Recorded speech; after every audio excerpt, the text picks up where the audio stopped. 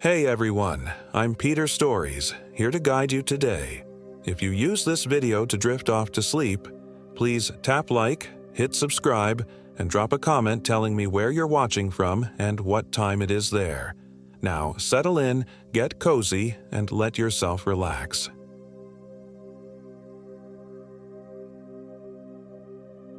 My name is Emily Hall, and I am 34 years old. This happened in the Teton Wilderness, just east of Grand Teton National Park in Wyoming last summer. I still wake up at night wondering if what I experienced was real or if my mind finally cracked under the weight of my grief. Either way, I'll never look at the mountains the same way again. I'd always been an avid hiker, but after losing my husband Ryan in a car accident 8 months prior, I'd barely left my apartment in Denver.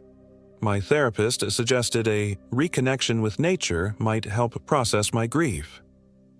"Go back to the activities you loved before," she said, as if anything could ever feel normal again.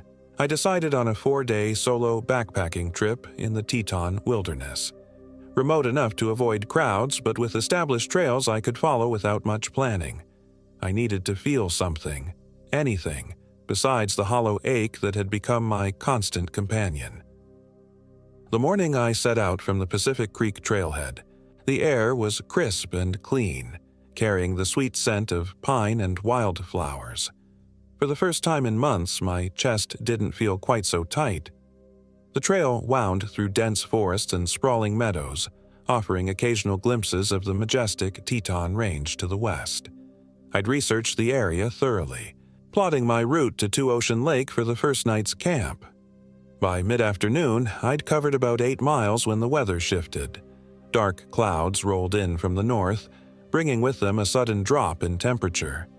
The wind picked up, whispering through the pines with an almost melodic quality that made the hair on my arms stand on end. "Emily." I stopped dead in my tracks, turning slowly. Nothing but trees swaying in the wind. I was alone, utterly, completely alone. Yet I could have sworn I'd heard my name. Shaking it off as a trick of the wind, I continued uphill. When I reached Two Ocean Lake, I found a suitable campsite about 50 yards from the water's edge. As I set up my tent, I couldn't shake the feeling of being watched. Every few minutes I'd turn, expecting to see someone or something standing at the tree line. But there was never anything there. I cooked a simple meal of dehydrated pasta, watching as the last light faded from the sky. The clouds had cleared, revealing a canopy of stars so bright and numerous they seemed close enough to touch. In that moment, I felt a bittersweet pang of something like peace. I wished Ryan could see this.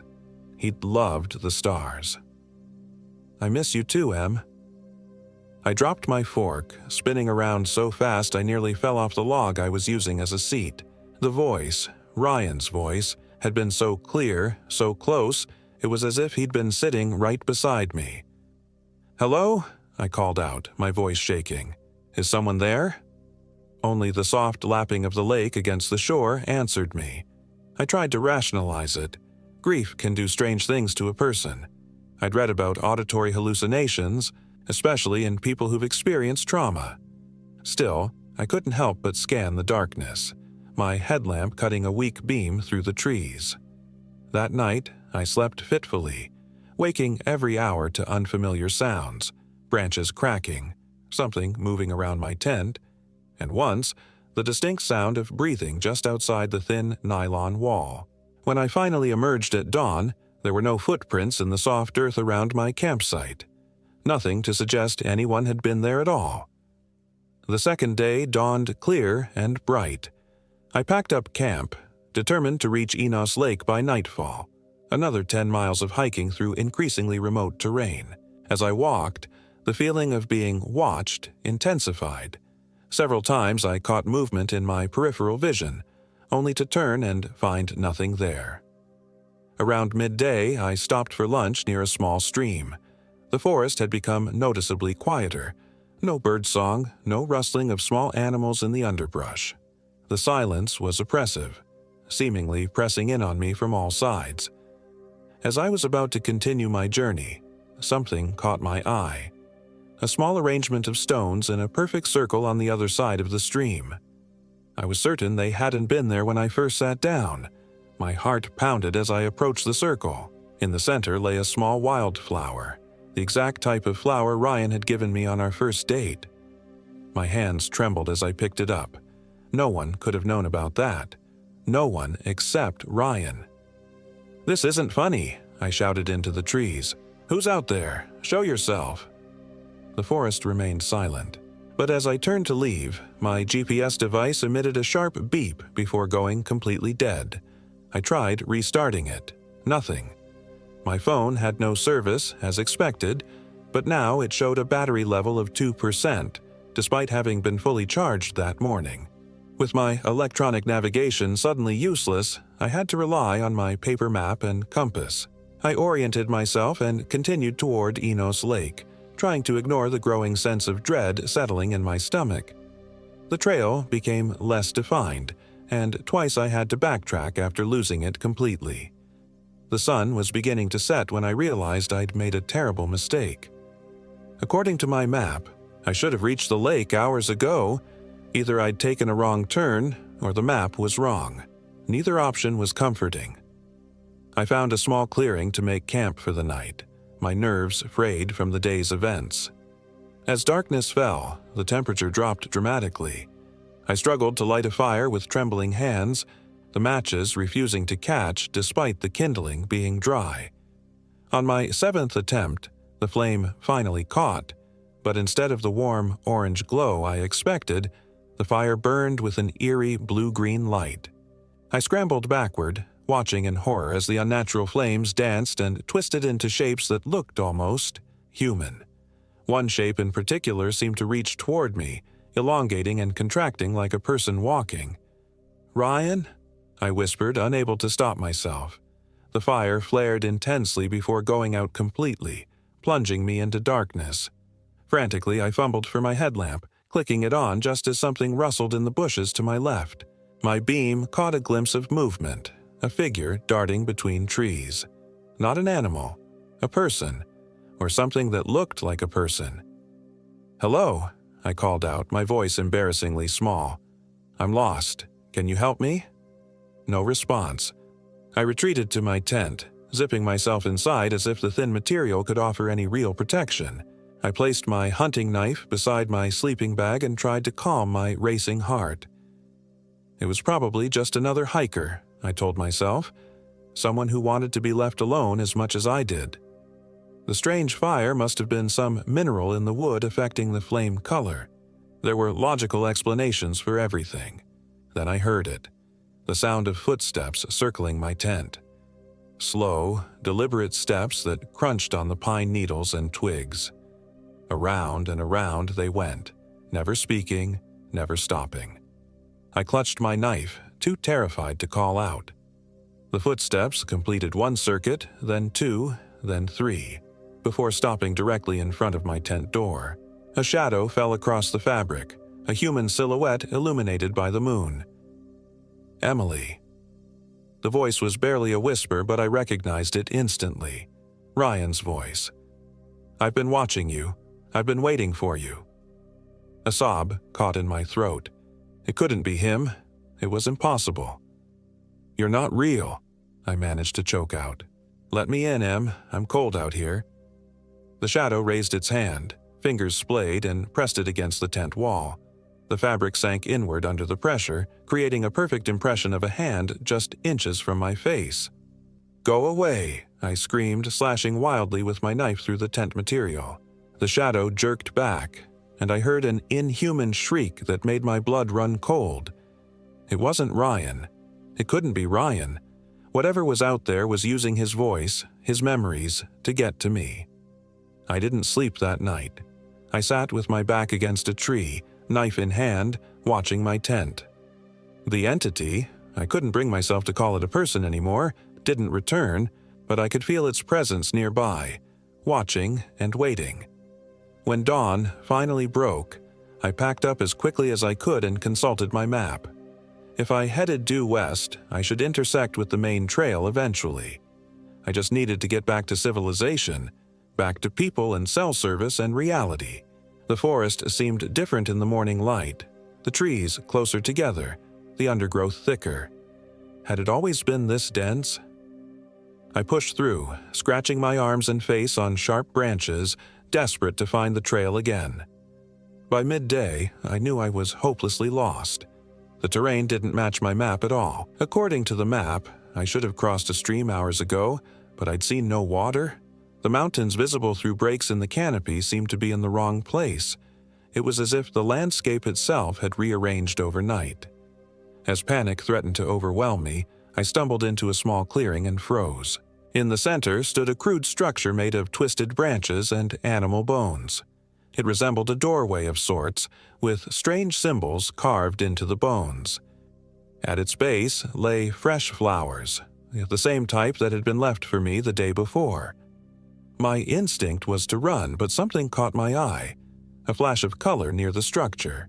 I moved closer, my heart hammering against my ribs. It was Ryan's watch, the vintage Omega his father had given him that he never took off, the watch that had been buried with him.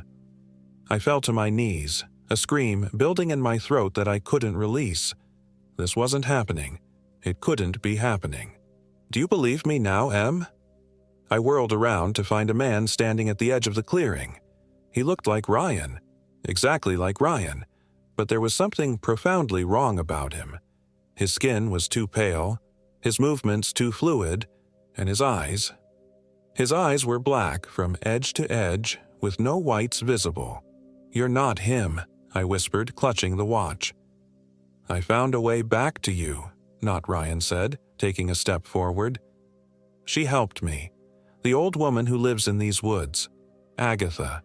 She knows the old ways, the doors between worlds." "Ryan is dead," I said firmly, though my voice shook. "I buried him." "You buried a shell," he said, taking another step closer. "But I found my way back. It just took me a while to find you, to find the right door." He gestured to the bone structure. "Agatha said you need to come with me now. Through the door. We can be together again." Every instinct screamed at me to run, but my feet seemed rooted to the ground. This thing looked so much like Ryan, sounded so much like him. It even had his slight crooked smile, the one that had always made my heart skip a beat. "If you're really Ryan," I said, buying time as I slowly backed toward the trees, "tell me what you whispered to me on our wedding night, what only the two of us know." The creature's smile faltered for just a moment, a flash of something ancient and malevolent behind the familiar facade. Then the smile returned, wider now, revealing teeth that were just slightly too sharp. "I don't need to play your games, Emily. I'm your husband. Don't you want us to be together again?" That was all the confirmation I needed. I turned and ran, crashing through the underbrush with no direction in mind except away. Behind me, I heard an inhuman howl of rage, followed by the sound of pursuit, branches snapping, something moving far too quickly through the forest. I ran until my lungs burned and my legs threatened to give out, fear pushing me beyond what I thought my body capable of. Finally, I spotted a fallen tree with a hollow space beneath it and wedged myself inside, trying to control my ragged breathing. The thing that wasn't Ryan crashed past my hiding place, paused, then doubled back. I could hear it sniffing the air like an animal. It circled the fallen tree, and I pressed myself further into the shadows, praying it wouldn't find me. "Emily," it called, Ryan's voice now distorted and multi-layered, as if multiple people were speaking at once. "You can't hide from me. These are Agatha's woods. She sees everything." A twig snapped near my head, and I bit my lip to keep from crying out. "The longer you make me search, the angrier I'll be when I find you," it continued. "And I will find you. The door won't stay open forever." After what felt like hours, the sounds of movement faded. I stayed hidden, afraid to move, afraid to breathe. As afternoon turned to evening, a new sound reached me, a soft, melodic humming. An old woman's voice, cracked with age but somehow beautiful. Against my better judgment, I peered out from my hiding place. Walking through the trees was an elderly woman, her white hair flowing loose around her shoulders. She wore a simple dress that looked handmade, stained with earth and plant matter. In her arms, she carried a bundle of herbs and flowers. "You can come out, child," she called without looking in my direction. "He's gone for now." Searching the eastern ridge. I remained hidden, distrustful after everything that had happened. "Suit yourself," she shrugged. "But night falls quickly here, and you don't want to be outside when it does. Especially not on this night." "Who are you?" I finally asked, my voice hoarse from fear and thirst. She turned then, fixing me with pale blue eyes that seemed to see right through me. "Name's Agatha Blackwood. Been living in these woods for longer than you'd believe." She smiled, revealing surprisingly strong teeth. "I'm not what you should be afraid of right now." "That thing mentioned you," I said, slowly emerging from my hiding place. "It said you helped it come back." Agatha's face darkened. "It would say that, wouldn't it? Creatures like that are clever. They find the cracks in your heart and slip right through." She studied me. "You've lost someone. Recently. Someone you loved very much." I nodded, unable to speak past the lump in my throat. "And now it's using his face, his voice, making you promises it can't keep." She sighed heavily. "It's an old spirit. Some call it a Wendigo. Others have different names. It feeds on grief and longing. And you, my dear, are practically a feast. What does it want from me?" "To consume you," she said simply. "Body and soul. To add your grief to its power. These creatures grow stronger with every broken heart they devour." A cold dread settled over me. "How do I get away from it?" "You don't," Agatha replied, her voice matter of fact. "Not until sunrise. They're strongest at night, but they can't abide the purifying light of dawn." She gestured for me to follow her.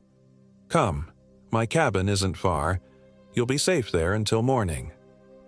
Every rational thought told me not to trust this strange woman, but I was out of options. I followed her through the darkening forest, watching as she marked our path with small symbols carved into trees with her thumbnail. Agatha's cabin was little more than a shack, built against the side of a cliff face that provided a natural back wall. Inside, bundles of drying herbs hung from the ceiling, and shelves lined the walls, filled with jars of unidentifiable substances. A small fire burned in a stone hearth, casting dancing shadows across the room. "Sit," she instructed, pointing to a rough wooden chair. "Drink this. It will help." She handed me a cup of something that smelled of mint and something else. Something earthy. "Why are you helping me?" I asked, suspicion still coursing through me. "Because I've seen too many like you over the years," she said, her eyes distant. "Lost souls wandering into these woods, carrying their grief like a beacon. The Wendigo always finds them." She stirred something in a pot over the fire. "I can't save everyone, but I try." I sipped the drink cautiously. It tasted better than it smelled, and the warmth spread through my body, easing my aching muscles. "How long have you lived here?" "Long enough to know that death isn't always the end," she replied cryptically, "and that some doors should remain closed." We sat in silence for a while, the fire crackling between us. Outside, the wind had picked up, howling around the cabin like a living thing. "It will come looking for you," Agatha finally said. "It won't be able to enter. The protections I've placed are strong, but it will try to lure you out." She fixed me with a stern gaze. "No matter what you hear, no matter what you see, do not open that door until sunrise. Understand?" I nodded, exhaustion washing over me in waves. "Rest now," she said more gently. "I'll wake you when it's time." I must have fallen asleep in the chair, because the next thing I knew, Agatha was shaking me awake. The fire had burned low, casting the cabin in shadows. Outside, the wind had died down to an eerie stillness. "It's here," she whispered, pressing a small cloth bag into my hand. "Salt and iron filings. Keep it close." As if on cue, there was a soft knock at the door. "Emily?" Ryan's voice, perfectly normal, concerned. "Emily, are you in there? Thank God I found you. I've been searching everywhere." My heart lurched in my chest and I started toward the door before Agatha's iron grip on my arm stopped me. "It's not him," she hissed. "Remember that." "Emily, please." The voice grew more desperate. "I'm hurt. I fell on the ridge. I think my leg is broken. I need help." Tears streamed down my face as I fought the urge to go to him. It sounded so much like Ryan in pain. "That old woman is dangerous," the voice continued. "Everyone in town knows it. She's been luring hikers to their deaths for years. Don't trust her." Agatha snorted. "Original," she muttered. The pleading continued for what felt like hours, cycling through every emotion: concern, pain, anger, fear. Then, abruptly, it stopped. The silence was somehow worse than the begging. Just as I began to hope it had given up, a new sound came, the distinct giggle of a child. "Mommy." A small voice, a little girl, no more than 5 or 6. "Mommy, I'm scared. Let me in." I frowned in confusion, looking to Agatha for explanation. "It's trying different approaches," she said quietly, "seeing what works." The child's voice grew more insistent, more terrified. "Mommy, there's a monster out here. Please, Mommy, please let me in." I covered my ears, unable to bear the sound of a child in distress, even knowing it wasn't real. Suddenly, the cabin shook as something heavy slammed against the door. The wood creaked, but held. Again and again, the entity hurled itself against the barrier, each impact stronger than the last. "The protections are weakening," Agatha muttered, moving to a chest in the corner. She withdrew a shotgun, checking that it was loaded. "It won't hold forever." "Will that even harm it?" I asked, eyeing the weapon. "No," she admitted, "but it might slow it down long enough for us to run." "Run where?" "There's an old mine shaft about half a mile west. Sacred ground. It can't follow us there." The assault on the door stopped as suddenly as it had begun. In the silence that followed, I could hear a soft, scratching sound, like fingernails on wood. "Emily." Ryan's voice again, but different now. Hollow, echoing. "Look at me, Emily. Don't you want to see what I've become?" Against every instinct of self-preservation, I found myself drawn to a small crack in the wooden shutters. Peering through, I could see a figure standing in the moonlight.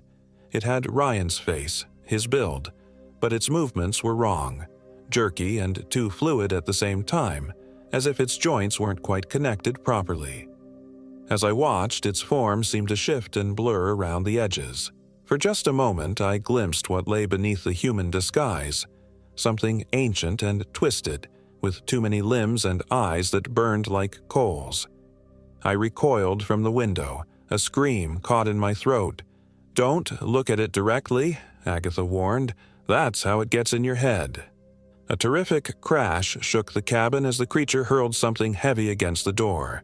The wood splintered but didn't break. "We need to leave," Agatha said urgently. "Now, out the back." She led me to what I had assumed was a solid wall, pushing aside a heavy curtain to reveal a narrow passage carved into the cliff face. "This will take us to the mine. Quickly now."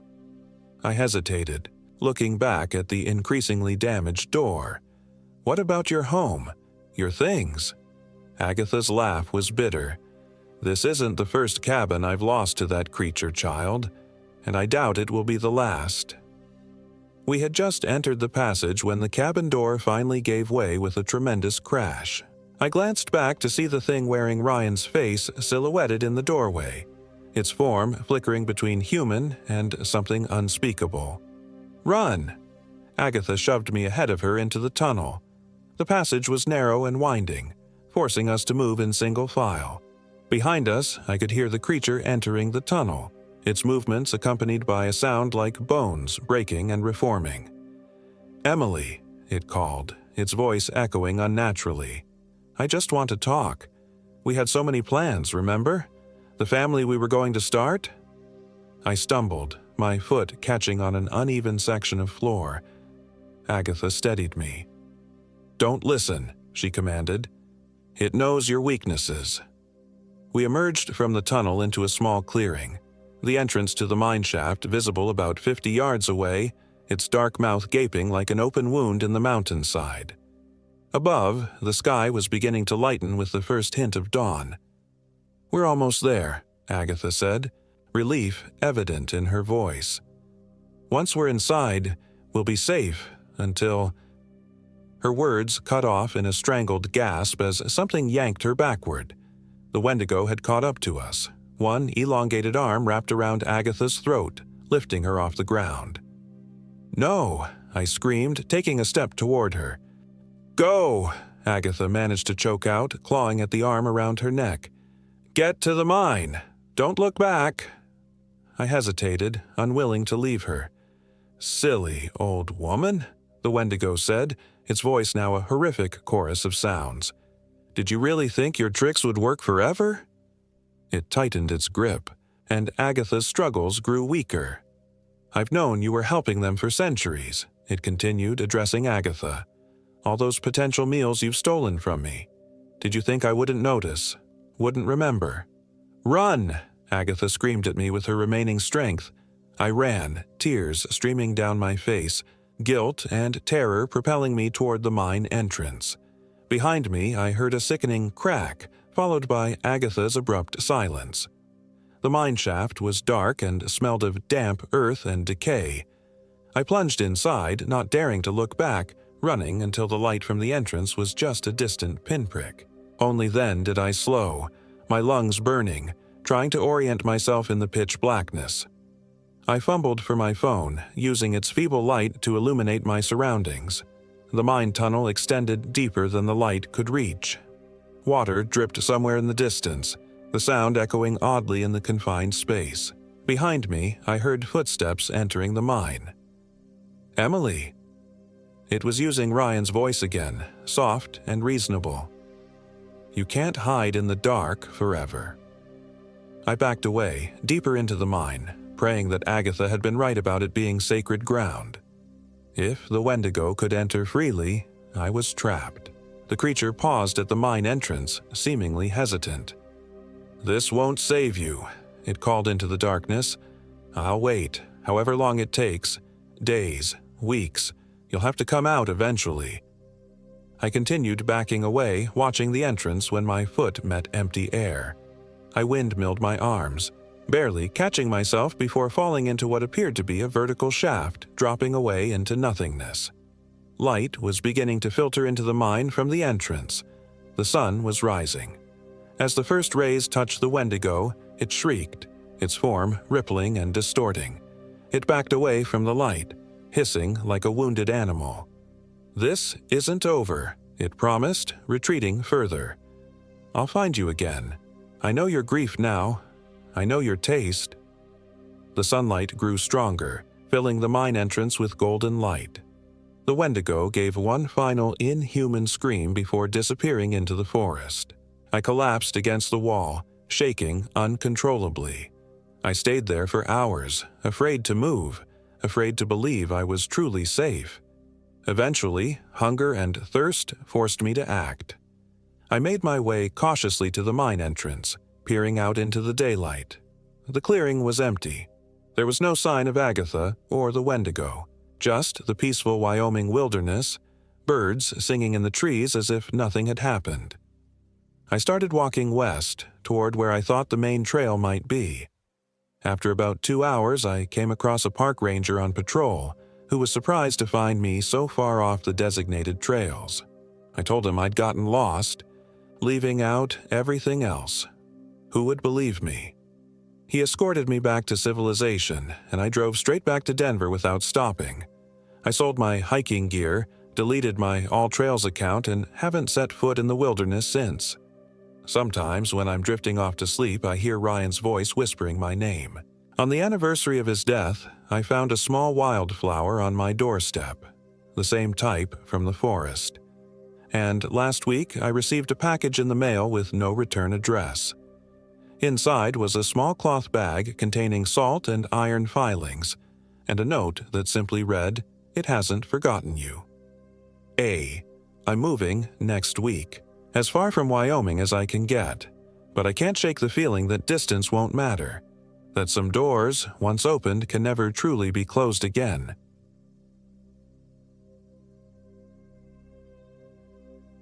My name is Jessica Davis, and I am 32 years old.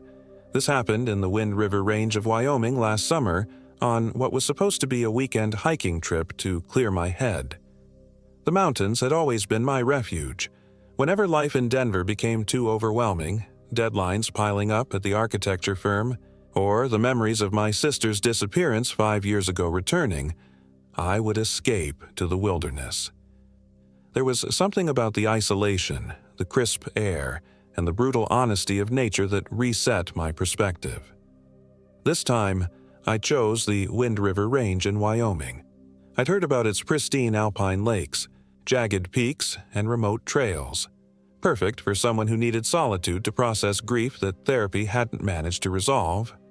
My loyal German shepherd, Rusty, would be my only companion, the only one I could trust not to offer hollow platitudes about moving on or finding closure. The trailhead was at the end of a winding dirt road near Pinedale. I'd planned a 3-day loop that would take me past Seneca Lake and Island Lake, then circle back through Titcomb Basin. Remote enough to avoid weekend crowds, but well-marked enough that, even with my intermediate hiking experience, I wouldn't get lost. Or so I thought. Day 1 went exactly as planned. The hiking was strenuous but rewarding. Rusty bounded ahead on the trail, occasionally returning to check on me with what looked like a wolfish grin. We made good time, setting up camp near Seneca Lake just as the late afternoon sun cast long shadows across the water. "What do you think, boy?" I asked Rusty as I finished securing the tent. "Better than our apartment, right?" He responded by dropping a pine cone at my feet, tail wagging enthusiastically. That night I slept better than I had in months, lulled by the gentle lapping of water against the shore and the distant hooting of an owl. No nightmares of Emily's face, no imagined scenarios of what might have happened to her after she vanished from that hiking trail in Colorado. I should have known that the peace wouldn't last. The trouble began on the second day. We broke camp early, aiming to reach Island Lake by noon. The morning was overcast with a thin mist clinging to the ground and obscuring distant landmarks. Not ideal conditions, but nothing concerning for an experienced hiker. 3 hours in, I noticed something odd. According to my map, we should have reached a fork in the trail, with one path leading toward Island Lake and the other toward Titcomb Basin. But there was no fork, just a continuous trail that began to narrow and grow less distinct with each passing mile. I checked my phone's GPS, but the signal was non-existent. "We must have missed the turn," I told Rusty, who was watching me with unusual intensity. "Let's backtrack a bit." We turned around, but after an hour of hiking, I still couldn't find the fork. Worse, the trail we were following now looked different somehow. Wilder, less maintained, with fallen trees and rock slides I didn't remember passing earlier. A flicker of unease crept up my spine. I'd always been good with directions, and I'd studied the maps meticulously before this trip. How could I be this disoriented? By mid-afternoon, when we should have been setting up camp by Island Lake, we were instead deeper in an unfamiliar valley. The mountains that rose around us matched no configuration I recognized from the maps. The mist had thickened into a light fog, obscuring the peaks and making it impossible to navigate by sight. "We'll just camp here tonight," I told Rusty, fighting down rising panic. "In the morning, when it's clear, we'll get our bearings." As I set up the tent, Rusty's behavior changed. He stood rigid, ears perked, staring into the dense forest that bordered our impromptu campsite. A low growl rumbled in his chest. "What is it, boy?" I whispered, instantly alert. He didn't bark, just continued that low, warning growl. I peered into the trees but saw nothing in the gathering dusk. "Probably just a deer," I said, more to convince myself than Rusty. That night, I lay awake in my sleeping bag, straining to hear anything beyond the confines of our tent. The wind had picked up, moaning through the pines with an almost vocal quality. Rusty remained alert, occasionally whining softly. Just as I was finally drifting off, a sound snapped me back to full consciousness. Footsteps. Heavy, deliberate footsteps circling our tent. "Hello," I called out, my voice embarrassingly shaky. "Is someone there?" The footsteps stopped. For several seconds, there was only silence. Then a voice, raspy, as if rarely used. "You're on the wrong trail, Jessica." My blood turned to ice. I hadn't told anyone my name. I hadn't seen another soul since leaving the trailhead. "Who's there?" I demanded, fumbling for my flashlight and the small canister of bear spray I kept within reach. No answer came. The footsteps receded, fading into the ambient sounds of the forest. I barely slept that night, clutching Rusty close as he trembled against me. When dawn finally broke, I packed up camp with frantic efficiency, determined to find my way back to civilization. But the world outside my tent had changed overnight. The valley we had hiked into was gone. Instead, we stood in a small clearing surrounded by ancient, twisted pines I'd never seen before. The fog had lifted, but the sky above was strange. Not quite the right shade of blue, with clouds that moved too quickly.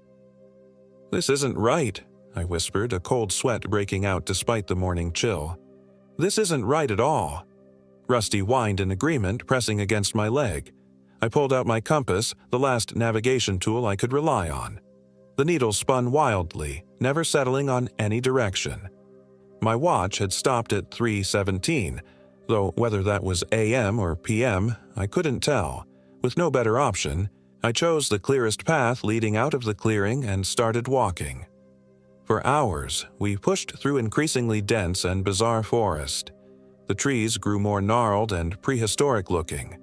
Fungi in impossible colors sprouted from fallen logs. The ground beneath my boots felt spongy, almost pulsing. By what should have been midday, though the quality of light never seemed to change, we reached another clearing. In its center stood a crude cabin made of darkened logs, moss growing between the cracks, and a thin spiral of smoke rising from a stone chimney. I hesitated at the edge of the trees.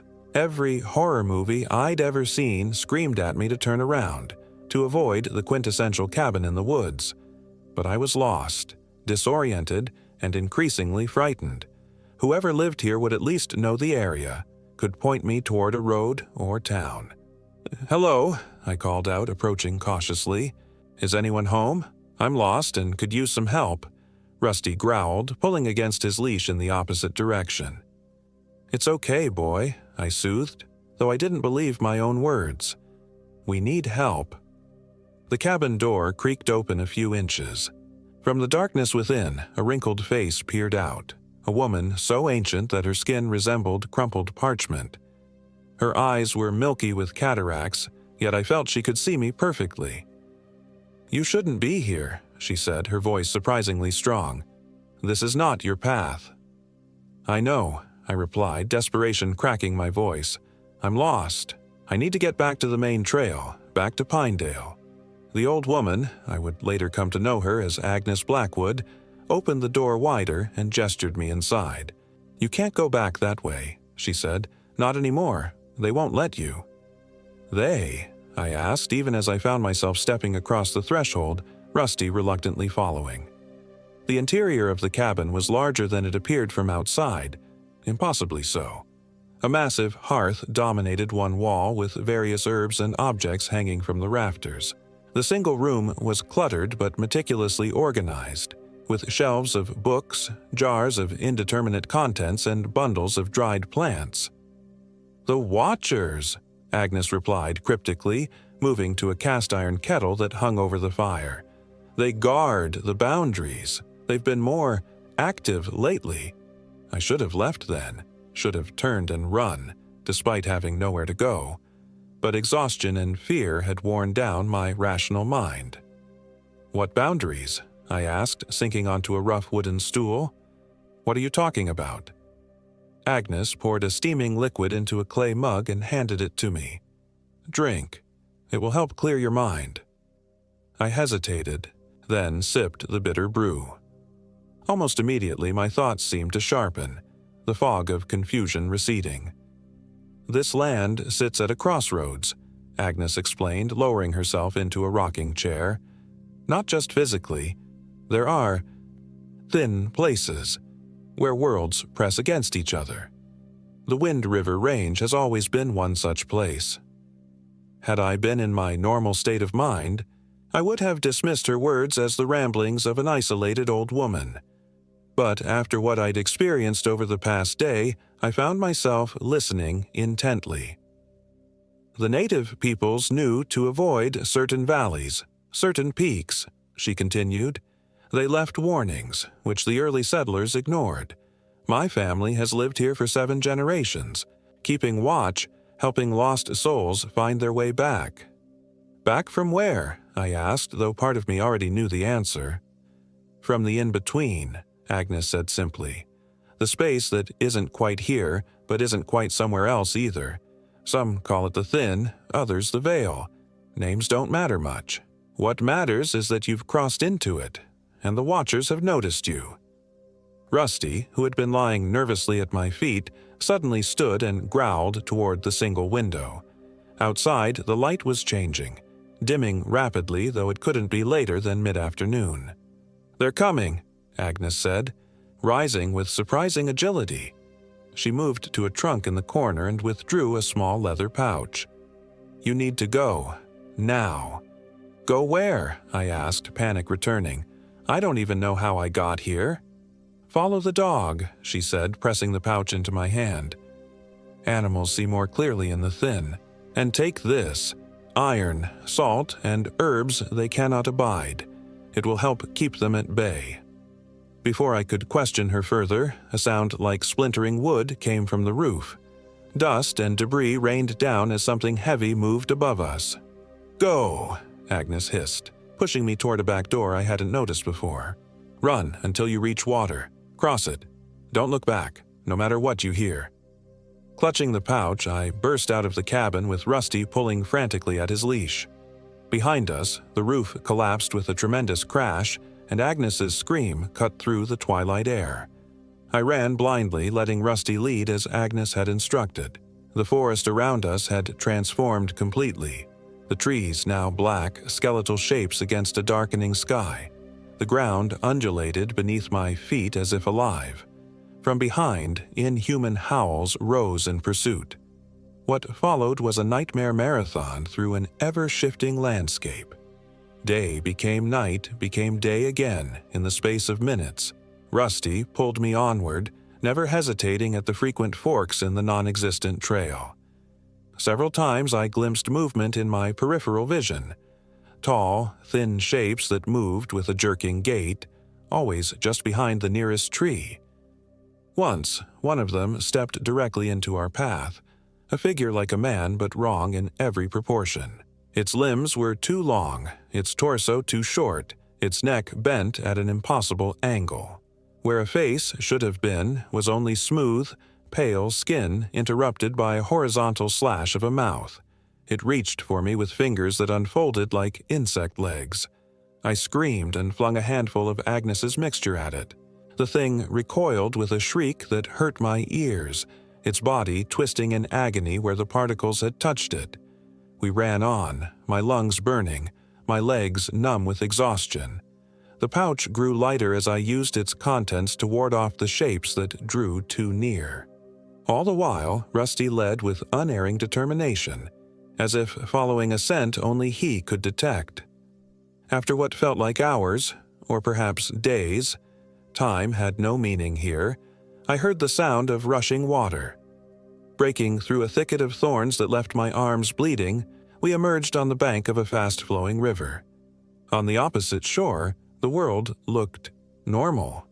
Ordinary pines, a clear blue sky, even the distant sound of a woodpecker.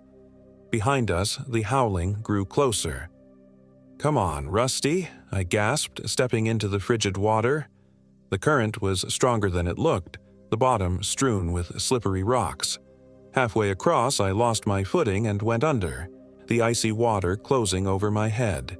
The shock of it stole my breath, and for a moment I was sure I would drown. Then strong teeth clamped gently on my wrist and Rusty pulled me toward the far bank. Sputtering and shivering, I dragged myself onto normal soil. Looking back across the river, I saw them clearly for the first time. A line of the distorted figures standing at the water's edge, their blank faces turned toward me in unison, and though they had no eyes, I felt their hatred like a physical blow. In the center stood one different from the others, taller, with a crown of antlers or branches rising from its elongated head. It raised one impossibly long arm and pointed directly at me. A voice that wasn't a voice filled my head. "We know your scent now, Jessica Davis. We know your grief. We know the hole in your heart. We will find you again." Then, as if a curtain had been drawn, the far bank transformed into ordinary forest, the creatures vanishing like smoke. I collapsed, trembling uncontrollably, as Rusty licked my face and whined with concern. When I could finally stand again, we followed the river downstream. Within 3 hours, we encountered a group of day hikers who were shocked by my appearance. Clothes torn, arms lacerated, eyes wild with fear and exhaustion. They led me to a ranger station near Green River Lake, where I concocted a story about getting lost and spending a rough night in the wilderness. No one would have believed the truth. As the ranger drove me back to my car at the trailhead, I noticed something that made my blood run cold. On the official park map posted in his vehicle, there was a section marked with a simple warning: "Unmapped terrain, no maintained trails." It was exactly where I had gotten lost. I returned to Denver, trying to convince myself that exhaustion and fear had caused me to hallucinate, that Agnes Blackwood and her cabin and the creatures she called Watchers were all products of an oxygen-deprived, panicked brain. But 3 things prevent me from believing that comfortable lie. First, the cuts on my arms formed patterns like no thorns could make, precise, geometric designs that sometimes seem to shift when I'm not looking directly at them. Second, Rusty now refuses to be in any room with a mirror, growling at reflections as if he sees something in them that I cannot. And third, sometimes, in the space between wakefulness and sleep, I hear that voice again. "We know your grief. We know the hole in your heart." Last week, I received a letter with no return address. Inside was a yellowed newspaper clipping from 1978, describing the disappearance of a hiker in the Wind River Range. The photo showed a young woman with my sister's smile, my sister's eyes. On the back, written in shaky handwriting, "The thin has always been hungry, but something has made it hungrier. Be careful, Jessica Davis. They remember you."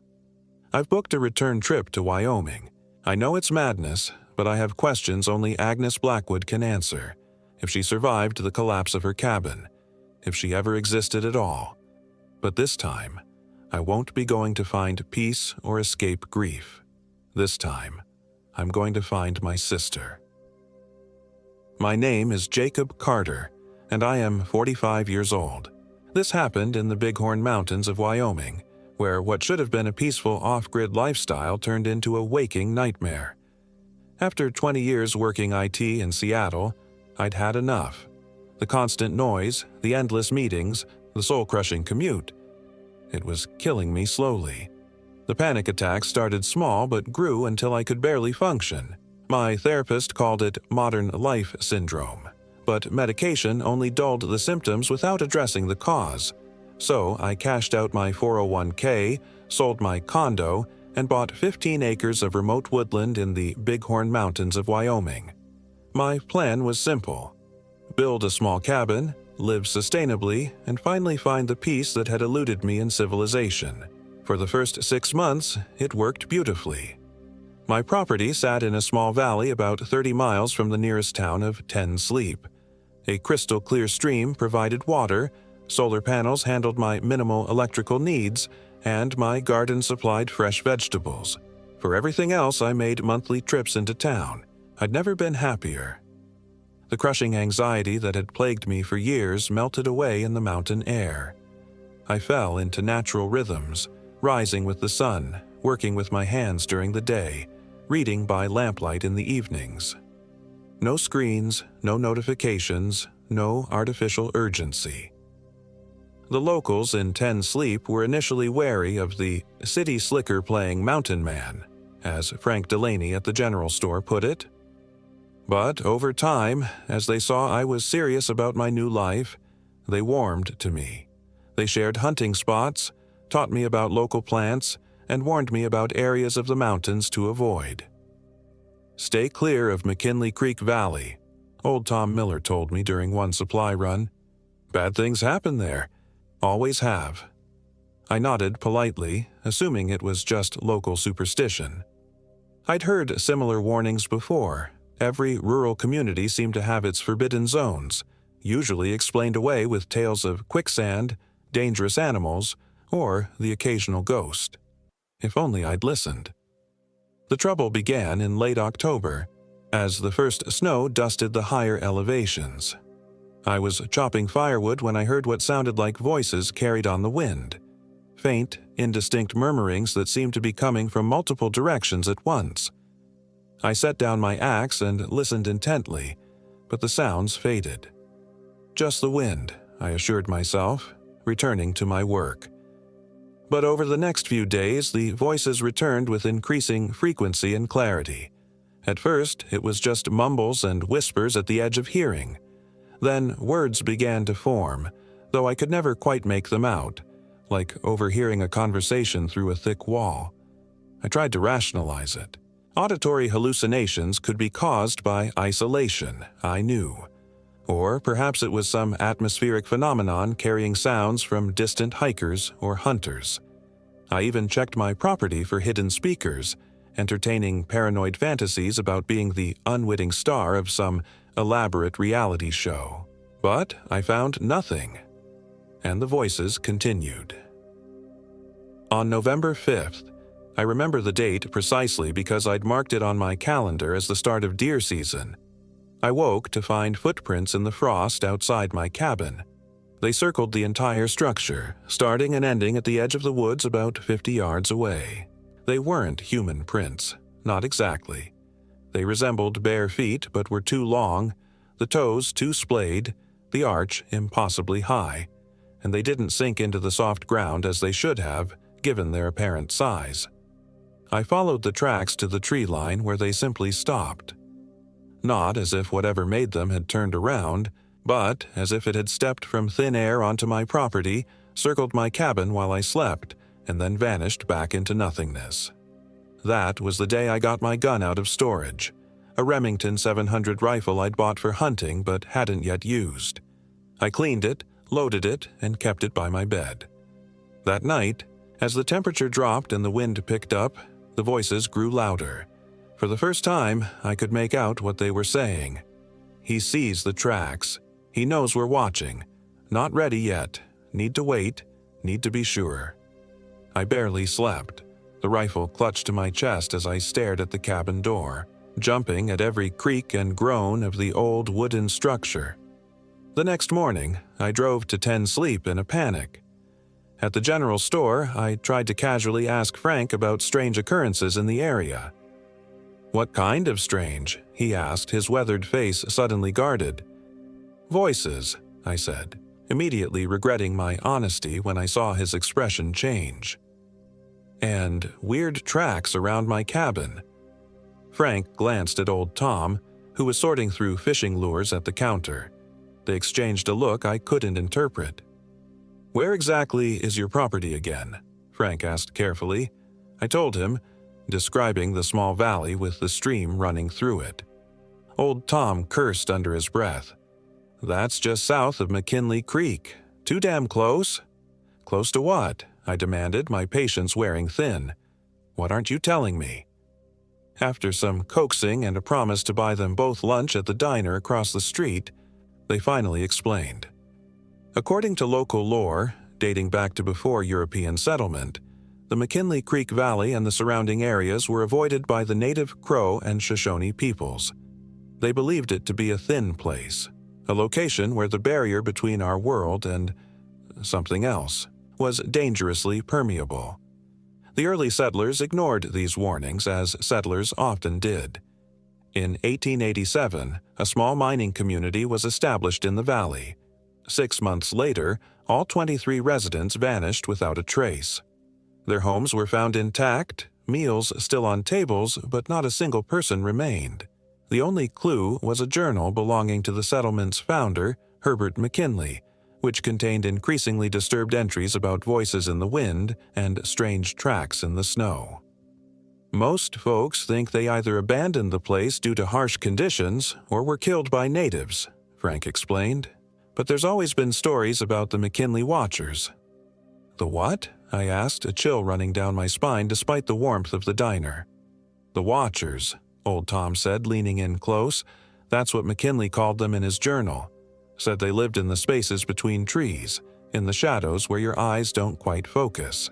Said they'd watch a person for days, weeks sometimes, learning their patterns. Then, when they understood you well enough, they could step inside. Step inside what? I asked, though I feared I already knew the answer. You, Frank said quietly. They learn how to be you by watching. Then they take your place. I wanted to laugh it off as backwoods superstition, but the footprints around my cabin and the voices in the wind had robbed me of my skepticism. What do I do? I whispered. Old Tom reached into his pocket and pulled out a small object, a crude figurine made of twisted wire with symbols etched into the metal. Iron, he said, pressing it into my palm. They can't stand it. Keep this on you. Put iron nails across your windows and doors. It won't keep them away entirely, but it'll make it harder for them to get close. I thanked them, trying to hide how shaken I was, and bought enough supplies for 2 weeks. I didn't want to make another trip to town until I'd figured out what was happening at my property. On the drive back, the snow began to fall heavily, large flakes reducing visibility to just a few yards ahead. I nearly missed the turn to my access road and had to brake sharply. As I did, I caught a glimpse of something in my rearview mirror, a tall, thin figure standing in the middle of the road behind me. I spun around in my seat, but there was nothing there, just swirling snow and the empty road. By the time I reached my cabin, it was nearly dark. I hurried to unload my supplies, constantly scanning the tree line for movement.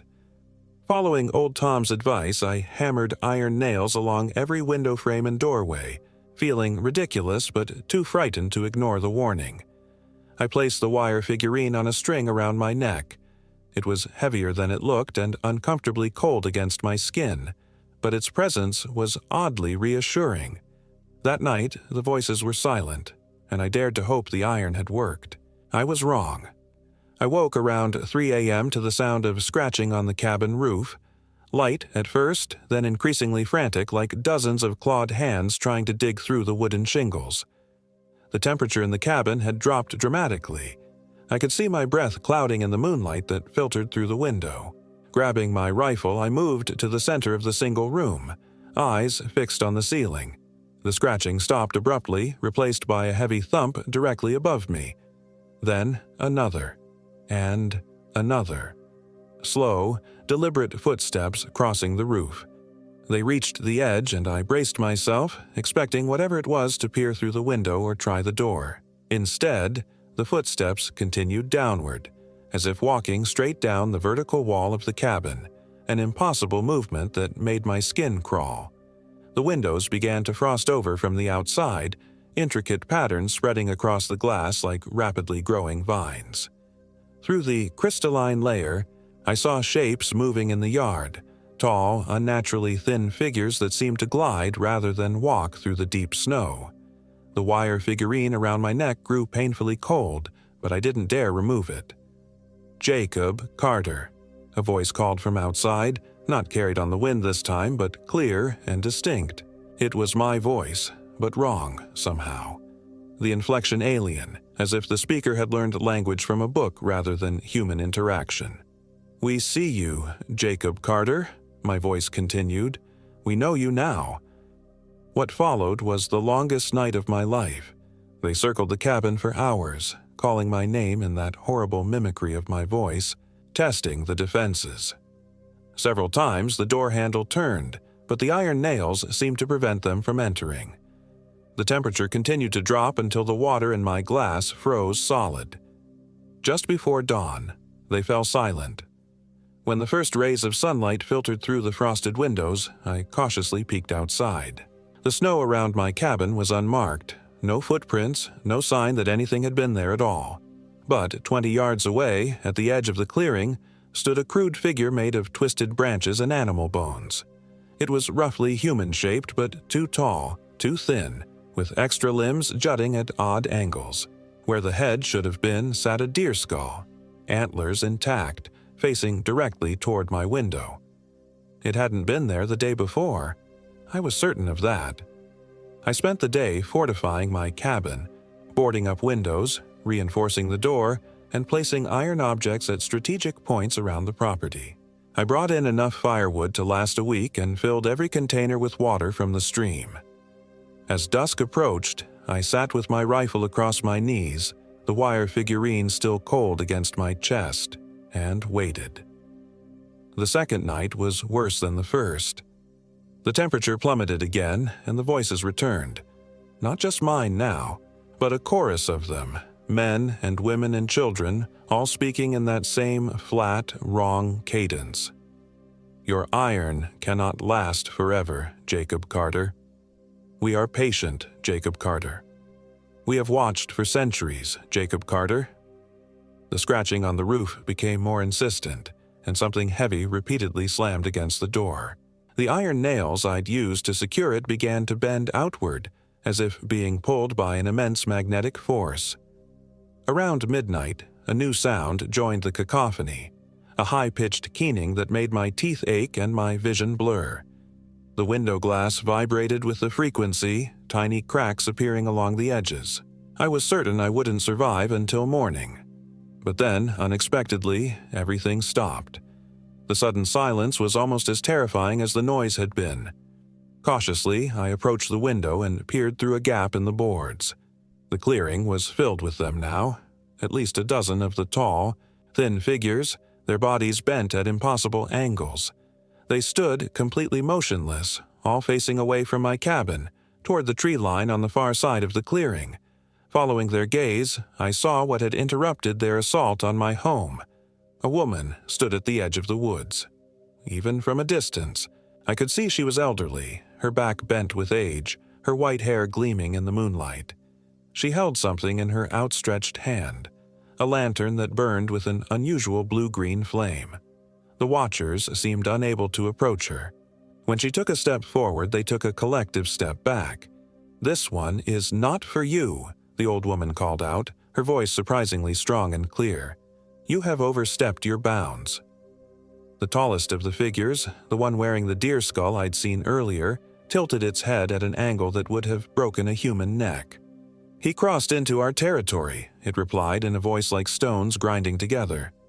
"He built his dwelling on the boundary. He is fair claim, Agnes Blackwood." The old woman, Agnes, laughed, a sound entirely devoid of humor. "The boundary was agreed upon generations ago. His dwelling sits in the neutral zone. You know this, Watcher." The deer skull figure took a step forward, its movement jerky and unnatural. "The boundaries are changing, Old Keeper. The veil thins. Our realm expands." "Not tonight," Agnes said firmly. She raised the lantern higher, and the blue-green flame flared brightly. "And not with this man." What happened next is difficult to describe. The air between Agnes and the Watchers seemed to ripple, like heat rising from hot pavement.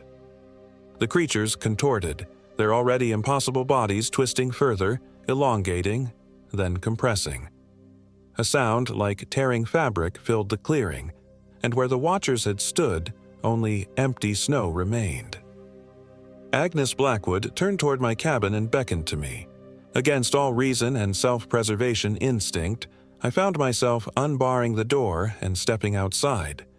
The wire figurine around my neck hummed with energy, vibrating against my skin. "You shouldn't have built here," Agnes said as I approached. Up close, she was even older than I'd first thought, her face a map of deep wrinkles. her eyes clouded with cataracts. Yet those blind-looking eyes seemed to see me perfectly. This valley sits too close to the tear. What tear? I asked, my voice hoarse from hours of silence. What were those things? Questions for another time, she replied. Now you must leave this place. Tonight. The Watchers will return when my influence fades, and they will not be deterred again. But my home, I began, is lost to you, she interrupted. They have marked it, marked you. If you stay, they will take you, wear you like a suit of clothes, and walk among the unsuspecting. Is that what you want? Jacob Carter? To be a puppet for something that has never known what it means to be human? I shook my head, numb with fear and the realization that everything I'd built was now forfeit. Good, Agnes said. Pack only what you can carry. I will escort you to the road. I didn't argue. Within 20 minutes, I had stuffed my backpack with essential supplies, my important documents, and as much food as I could fit. I cast one last look at the cabin I'd built with my own hands before following Agnes into the woods. She led me along a path I'd never noticed before, the blue-green lantern lighting our way through the dense forest. We didn't speak as we walked, but the weight of unasked questions hung between us. Finally, as the trees began to thin and I could make out the distant gleam of the highway, I found my voice. Who are you? How did you know my name? Where to find me? Agnes paused, her ancient face ghostly in the lantern light. I am what you might call a guardian. My family has watched the boundaries between worlds for centuries. As for how I knew about you, she gestured to the figurine around my neck. Tom Miller's work? Crude, but effective. It serves as both protection and beacon to those who know how to see. And those things, I pressed. The Watchers exist in the space between spaces, she said cryptically. They have always been there, observing our world through the thin places. Usually, they remain passive, content to watch. But something has changed in recent years. The boundaries weaken. They grow bold, hungry. They want to do more than watch now. A chill ran down my spine that had nothing to do with the winter night. What do they want? Agnes's milky eyes fixed on mine with uncomfortable intensity. To experience. To become. They envy what they cannot understand. The warmth of living. The complexity of human emotion. They study us, learn to mimic us, then try to step inside. Wear us like clothing, but they never get it quite right. There's always something wrong, something missing. I thought of the voices that had called my name in a parody of my own voice, the wrongness of it. Has this happened before? I asked. People being taken? Agnes nodded grimly. More often than anyone realizes. A hiker who returns from the woods somehow changed. A neighbor who suddenly seems off, but no one can pinpoint why. A child who doesn't quite remember their parents. She sighed heavily. Most people rationalize the differences.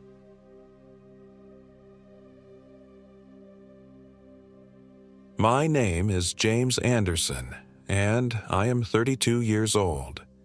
This happened in the Wind River Range of Wyoming last summer, when what was supposed to be a week of solitude and reflection turned into a nightmare I still can't fully comprehend. I'd always been drawn to remote places. After my divorce and the subsequent breakdown that cost me my position at the architectural firm in Denver, I needed space, both physically and mentally.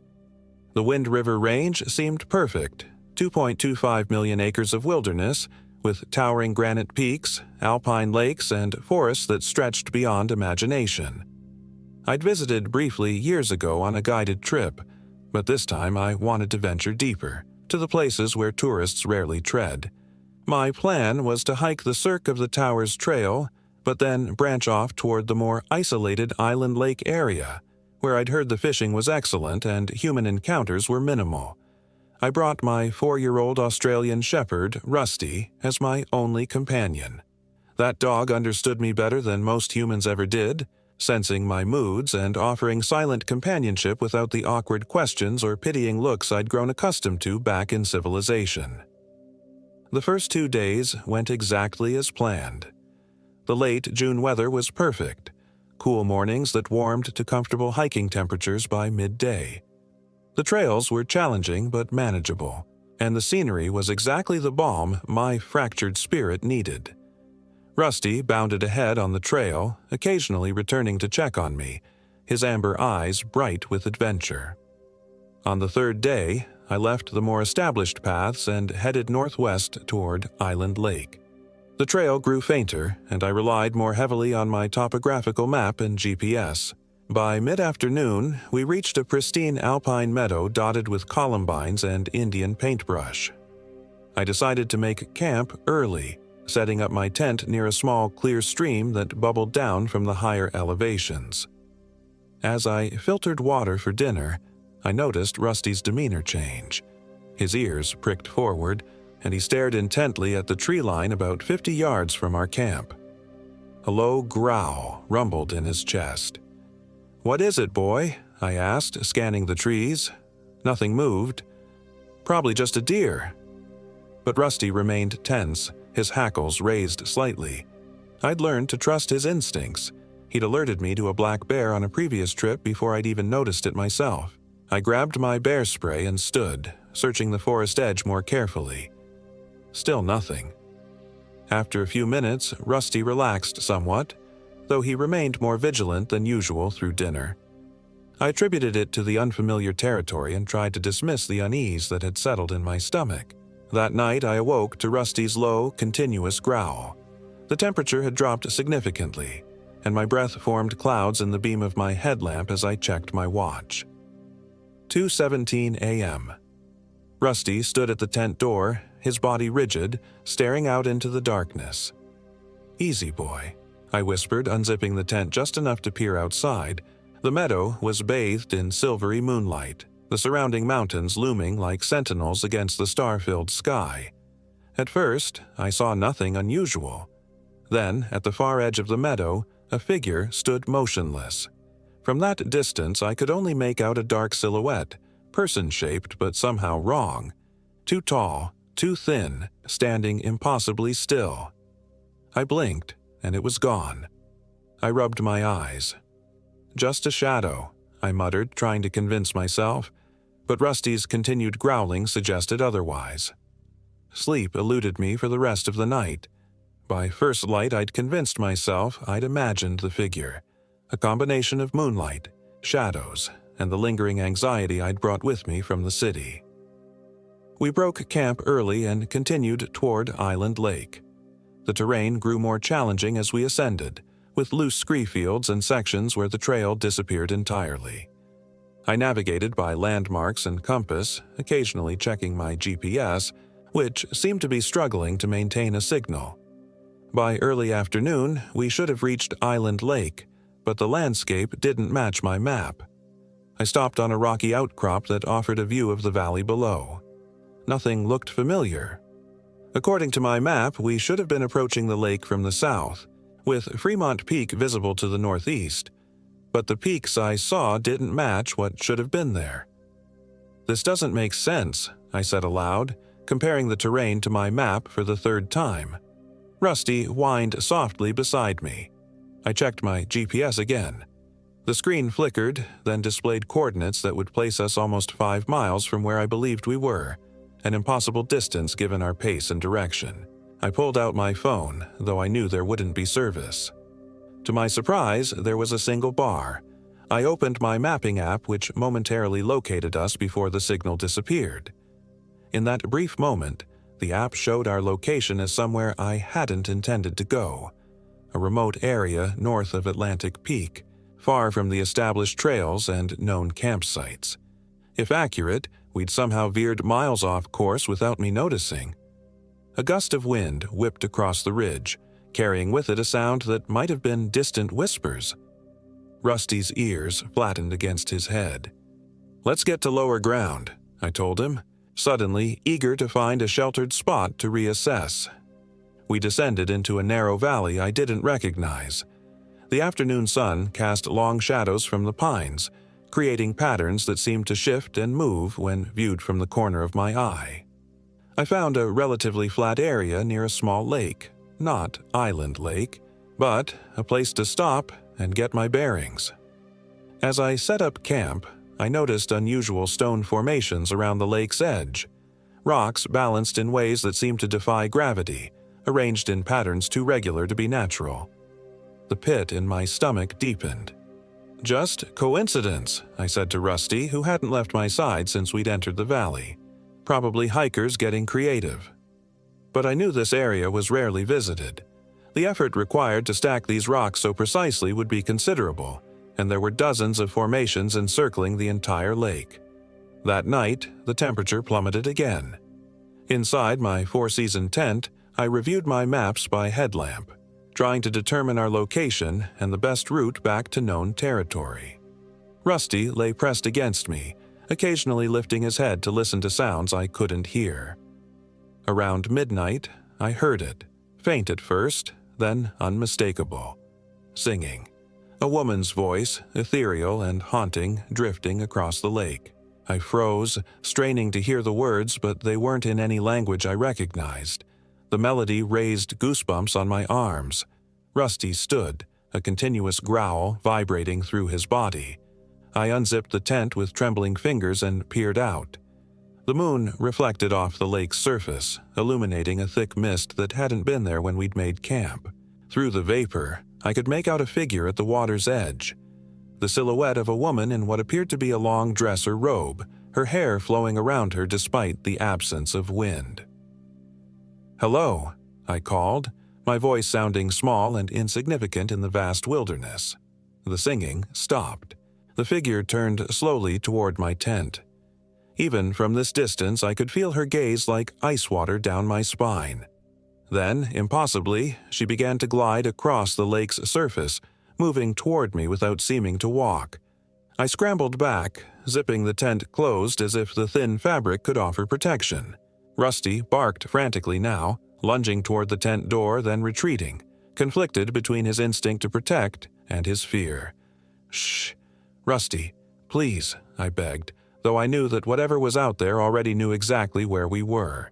The temperature inside the tent dropped precipitously. My breath came in visible puffs as a shadow fell across the nylon wall. A hand, impossibly long-fingered and pale, pressed against the fabric, creating an outline that no human hand could make.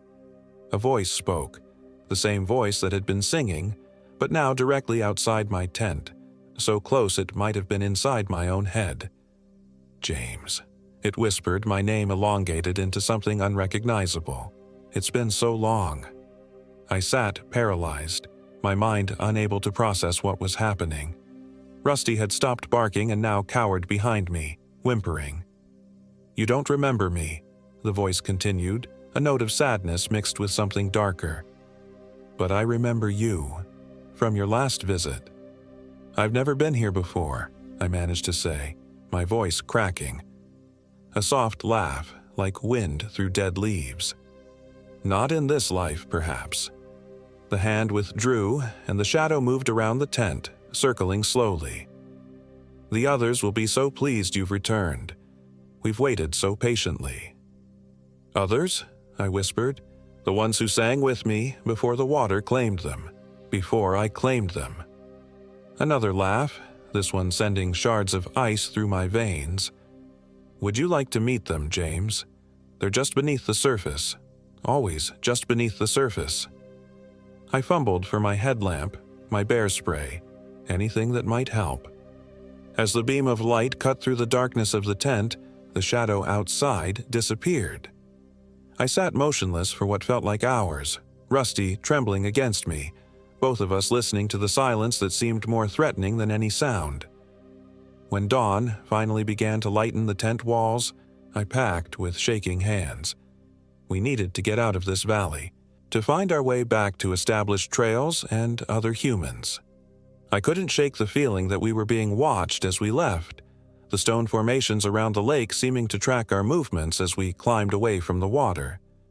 The mist that had covered the lake overnight lingered in the valley, growing thicker as the morning progressed rather than burning off with the sun. Navigation became increasingly difficult.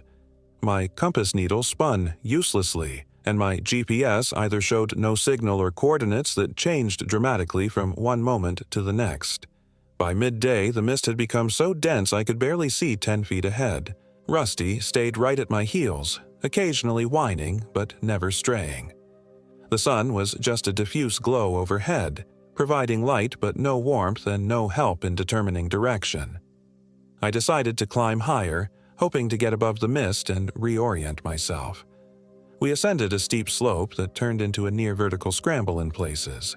Rusty, despite his obvious fear, navigated the terrain with the sure-footedness that always amazed me. When we finally broke through the mist bank, I was momentarily blinded by the sudden brightness. As my vision cleared, my heart sank. We were on a ridge I didn't recognize, overlooking a vast basin ringed by unfamiliar peaks. Nothing matched my maps or my memory of the area. Worse, the sun was already westering. We'd been wandering far longer than I'd realized. Making camp on this exposed ridge was unappealing, but descending back into the mist seemed even more dangerous as daylight waned. I found a relatively sheltered spot between two large boulders and set up my tent, using extra guy lines to secure it against the wind that had begun to pick up. The temperature was dropping rapidly, unusual for June, even at this elevation. As I filtered water and prepared a meager dinner, I noticed Rusty staring back the way we'd come, his body tense but not aggressive. Following his gaze, I saw what had captured his attention. Ravens, dozens of them, perched silently on rocks and stunted pines along the ridge. They weren't cawing or moving, just watching us with glittering eyes that reflected the setting sun. "That's not normal," I muttered, feeling a chill that had nothing to do with the dropping temperature. As darkness fell, the ravens remained, black silhouettes against the deepening blue of the sky. I retreated to the tent with Rusty, trying to ignore their presence and focus on the map illuminated by my headlamp. If I couldn't determine our exact location, I at least needed to decide on a direction for tomorrow. South and east seemed most likely to intersect with known trails. The wind picked up throughout the night, howling around our shelter and threatening to tear the tent from its moorings despite my careful setup. Mixed with the wind were sounds that might have been voices, calling, laughing, singing that same haunting melody I'd heard at the lake. I told myself it was just the wind through the rocks, but Rusty's constant alertness suggested otherwise. Around midnight, the wind abruptly stopped. The sudden silence was more terrifying than the howling had been. Rusty stood, hackles raised, staring at the tent wall. Outside, something moved, heavy footsteps circling slowly. Not the woman from the lake. These steps were deliberate, weighty. The canvas of my tent bent inward slightly as if something was pressing against it, testing its strength. Then a voice, deep, raspy, masculine, spoke just outside the thin barrier. "She sent me to bring you down," it said, the words thick and slightly slurred as if spoken through a malformed mouth. "To the gathering place." I clutched my hunting knife, though I knew it would be useless against whatever was out there. Rusty bared his teeth at the tent wall, a continuous growl rumbling from his chest. "Who are you?" I managed to ask, a sound that might have been laughter. "I am the keeper. I watch the paths. I guide the lost ones." A pause. "She said you might resist. They always do at first." "I'm not going anywhere," I said, trying to sound more confident than I felt. "Then I will wait," the voice replied simply. "The cold will drive you out eventually. Or hunger. I have all the time in the world. James Anderson. I died in these mountains in 1887. The footsteps retreated, but I knew it hadn't gone far. Sleep was impossible. I huddled with Rusty for warmth as the temperature continued to plummet, checking my watch obsessively as the hours crawled by. At first light, I peered outside. The ridge was empty, no ravens, no sign of the nocturnal visitor. But the mist had risen overnight and now surrounded our position, leaving only our small section of the ridge visible, as if we were on an island in a sea of white. I packed quickly, driven by a desperate need to be away from this place. We began moving along the ridge, staying above the mist where possible. I decided to follow the ridgeline, hoping it would eventually lead to a recognizable feature or a descent route toward civilization. After an hour of careful progress, we came upon a stone cairn, the first clear sign of human presence we'd seen since leaving the established trail. My relief was short-lived, however, as I realized this wasn't an ordinary trail marker. The stones were arranged in the same impossible configurations as those around the lake, and atop the cairn sat a raven, watching us with two intelligent eyes. As we approached, it didn't fly away. Instead, it cocked its head and spoke, not the mimicry ravens are known for, but clear, deliberate words.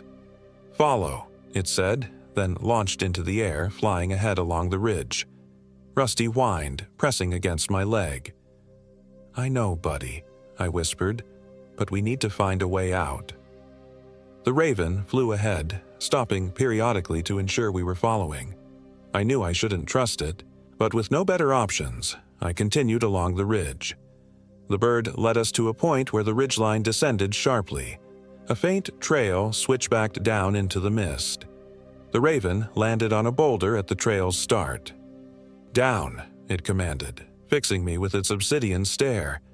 Every instinct screamed against descending back into that unnatural fog, but staying on the exposed ridge with night eventually coming again seemed equally dangerous.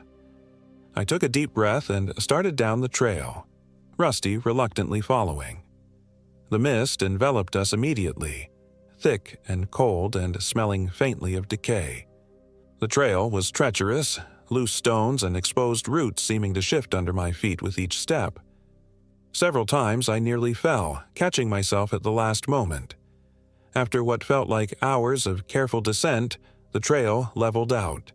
The mist thinned slightly, allowing visibility of perhaps 30 feet. We had entered a forest of ancient pines, their massive trunks disappearing upward into the vapor. The ground was covered with a thick carpet of needles that muffled our footsteps. The silence was absolute. No insects, no birds, not even the sound of wind through the branches overhead. Just our breathing and the soft pad of our feet on the forest floor. The raven was gone, but the trail continued, winding between the massive trees. With no better alternative, we followed it. The forest grew darker as we progressed, though I couldn't tell if it was due to thicker canopy overhead or the approach of evening. The trees seemed to grow closer together, their branches intertwining above us to form a cathedral-like ceiling barely visible through the mist. We came upon a clearing so suddenly it seemed to materialize around us. At its center stood a cabin, log construction, obviously old but not derelict. Smoke curled from a stone chimney, and warm light glowed from windows partly obscured by frost despite the season. I stopped at the forest's edge, uncertain. The cabin seemed both inviting and terribly wrong in this strange, silent wilderness. Rusty's soft whine confirmed my unease. As I stood deliberating, the cabin door opened. A man stepped onto the small porch, tall, broad-shouldered, dressed in what appeared to be old-fashioned clothing. Wool pants, a flannel shirt, suspenders. His beard was full and dark, shot through with gray, and his eyes— I couldn't make out their color from this distance, but they seemed to reflect the light like a predator's.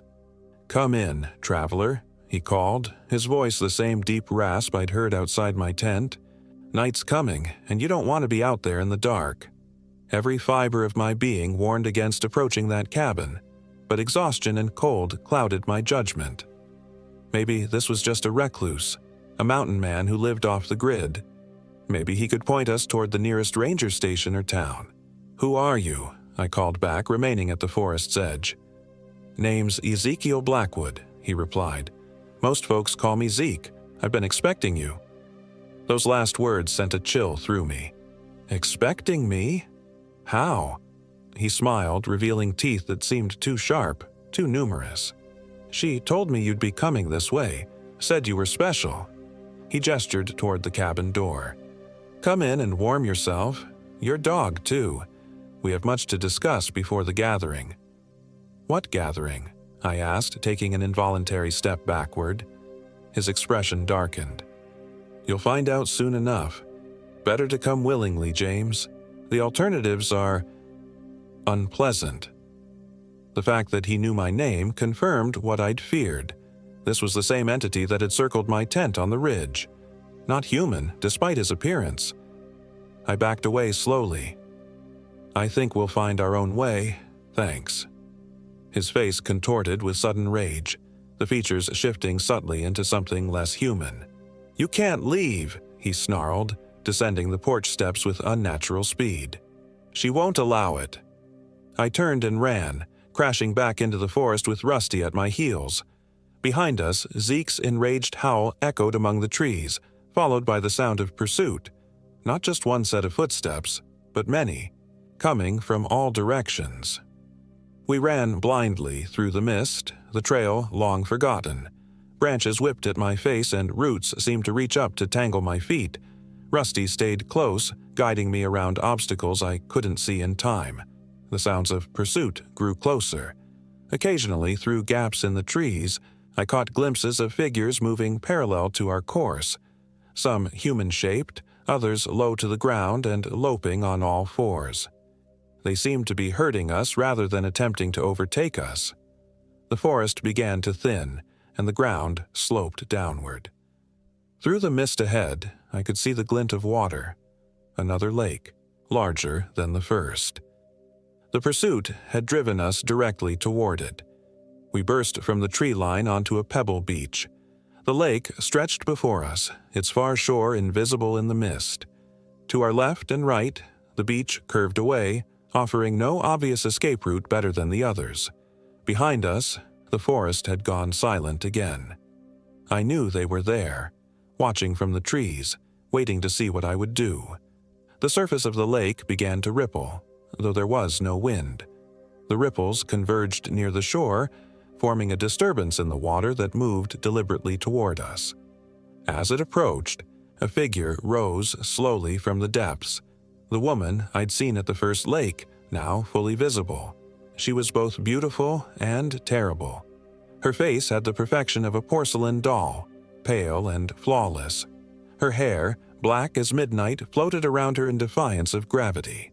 She wore a gown of what appeared to be white lace, intricate and antique, yet untouched by the water from which she'd emerged. But her eyes were empty sockets, dark and bottomless, weeping a black fluid that traced paths down her perfect cheeks. "James," she said, her voice the same melodious whisper I'd heard before. "You've kept us waiting." I stood frozen as she glided toward shore, water streaming from her gown as she approached. "Who are you?" I asked, though part of me didn't want to know the answer. "I am Elizabeth," she said, stopping at the water's edge. "Elizabeth Blackwood, Zeke's wife, once upon a time." Her lipless mouth curved in what might have been a smile. "Before he drowned me in this very lake when he discovered I was with child. Another man's child." From the forest behind me came Zeke's voice. "She lies. She was unfaithful, unclean." Elizabeth's empty gaze remained fixed on me. I cursed him as I died, cursed him to never leave this place, to watch as I took others to join me beneath the waters. Her head tilted slightly. "I've been watching you since you entered my domain, James Anderson. You remind me of him, the one I loved, the father of my unborn child." "I don't understand what you want from me," I said, my voice shaking. "Companionship," she whispered. "It grows lonesome beneath the lake. My children need a father figure." As if on cue, the water behind her began to churn. Small hands, dozens of them, broke the surface, pale and grasping. The heads that followed were those of children, their faces blue-tinged and dripping, eyes as empty as Elizabeth's. "Jesus," I breathed, backing away. "They've waited so long to meet you," Elizabeth said, gliding onto the shore now, water pooling at her feet. "We all have." From the forest emerged Zeke, along with a dozen other figures, men and women in clothing from different eras, all bearing the same wrong aspect I'd noticed in him. The hollow-eyed dead closing in from the trees while more rose from the lake behind Elizabeth. Rusty snarled, backing toward the water as he tried to face threats from all directions. I fumbled for my knife, knowing it was useless but needing something in my hand. "Don't fight it, James," Elizabeth cooed, now just feet away. "It's painless, I promise. Just a moment of cold as the water fills your lungs, and then peace. Forever." Her hand, cold and somehow not quite solid, touched my cheek. Behind her, the children had reached the shallows, pulling themselves onto shore with uncoordinated movements, water streaming from blue lips fixed in grotesque smiles. In that moment of pure terror, clarity struck. This wasn't real. Couldn't be real. I was hallucinating, delirious from exposure or altitude sickness or something in the water I'd drunk. I closed my eyes, focusing on my breathing, trying to center myself in reality. "It won't work," Elizabeth whispered, her lips now at my ear. "You can't wish us away. We're as real as the ground beneath your feet, as real as your fear." Her cold fingers wrapped around my wrist, pulling my hand toward the water where the child things now gathered at the shore's edge, reaching with tiny hands. "They just want to touch you," she said, "to know their new father." Rusty's warning bark snapped me from my paralysis. The dog lunged, not at Elizabeth but at something behind me. I turned to see Zeke nearly upon us, his face contorted in rage. "He's mine," the specter roared at Elizabeth. "You said I could have this one." Elizabeth's beautiful face twisted in anger. "Liar! I told you James was special. He's mine." The two supernatural entities faced each other, momentarily forgetting me. The other figures, both those from the forest and those from the lake, watched the confrontation with hollow eyes, awaiting the outcome. I seized the opportunity. Grabbing Rusty's collar, I bolted along the shoreline, away from both Elizabeth and Zeke. Their howls of rage followed us as we ran, the sound echoing across the water and through the trees. The beach narrowed, eventually giving way to a steep, rocky slope. I scrambled upward, pushing Rusty ahead of me when the terrain grew too difficult for him to navigate alone. Behind us, the pursuit had resumed, the sounds suggesting our hunters were spreading out to cut off possible escape routes. We crested the slope and found ourselves on another ridge, this one rocky and exposed. The mist was thinner here, allowing glimpses of the landscape below. Unfamiliar territory in every direction, wild and untouched by civilization. We had no choice but to continue along the ridge, hoping it would lead to a defensible position or, by some miracle, toward known territory. The light was failing fast now, true night approaching. After nearly an hour of punishing pace along the ridgeline, I spotted something ahead that stopped me in my tracks. Another stone cairn, this one larger than the first, with a crude symbol carved into its uppermost stone, a spiral surrounding what appeared to be an eye. As we approached, I realized the cairn marked the entrance to a narrow cleft in the ridge, a passageway just wide enough for a person to traverse sideways. From within came a faint glow, warm and golden compared to the gray twilight around us. The sounds of pursuit were growing closer. With no better option, I urged Rusty into the narrow passage and followed, inching sideways through the tight space. The walls pressed close on either side, triggering a claustrophobia I hadn't known I possessed. Behind us, inhuman howls echoed as our pursuers discovered our trail. The passage twisted and turned, descending at a steep angle in places. The warm glow grew stronger as we progressed. After what felt like an eternity compressed between those stone walls, the passage widened into a small, roughly circular chamber. What I saw there defied explanation. The chamber was illuminated by a fire that burned in a stone circle at its center, but the fire gave off no heat and consumed no fuel. Around the walls were symbols carved directly into the rock, spirals and angular shapes that hurt the eyes if observed too long. Opposite our entrance was another passage, this one wider and sloping upward. But what drew my attention was the figure sitting cross-legged on the far side of the strange fire. An old man, impossibly ancient, with skin like tanned leather stretched over bone. He wore what might once have been hiking clothes, now faded and worn to near transparency in places. His white hair and beard were long and unkempt. When he looked up at our entrance, his eyes were clear and alert, the eyes of a much younger man. "Right on time," he said, his voice surprisingly strong. "Close the way behind you." Without questioning how, I knew he meant for me to use the large stone that leaned against the wall near the passage entrance. Rusty and I moved fully into the chamber, and I heaved the stone across the opening just as the first sounds of our pursuers reached us. The stone fit perfectly, sealing the passage. Almost immediately, something slammed against it from the other side, but the barrier held.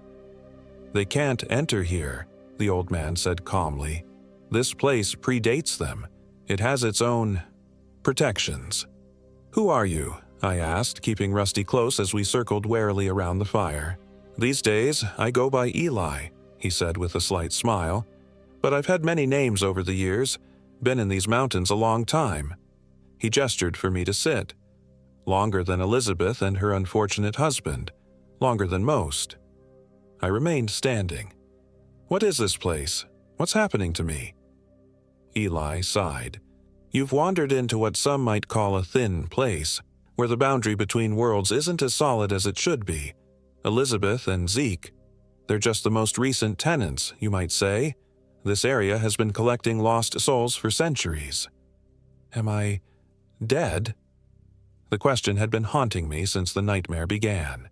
"Not yet," Eli said, poking at the heatless fire with a stick. "Though that's what they want, of course. New additions to their collection." "How do you know my name? How did they?" Eli's ancient face creased in an enigmatic smile. "The mountains knew you were coming. They always do. As for how Elizabeth and her brood knew, they can pluck it from your mind, along with whatever else they need to lure you in. Fears, desires, weaknesses." A particularly violent thud against the stone barrier punctuated his words. Rusty growled softly. "We can't stay here," I said. "No," Eli agreed. "This is just a waypoint, not a destination." He fixed me with those incongruously young eyes. "You need to reach Roaring Fork Pass before dawn. There's a standing stone at the highest point. It marks the boundary of their domain. Get beyond it, and you're safe." "How do I find this pass?"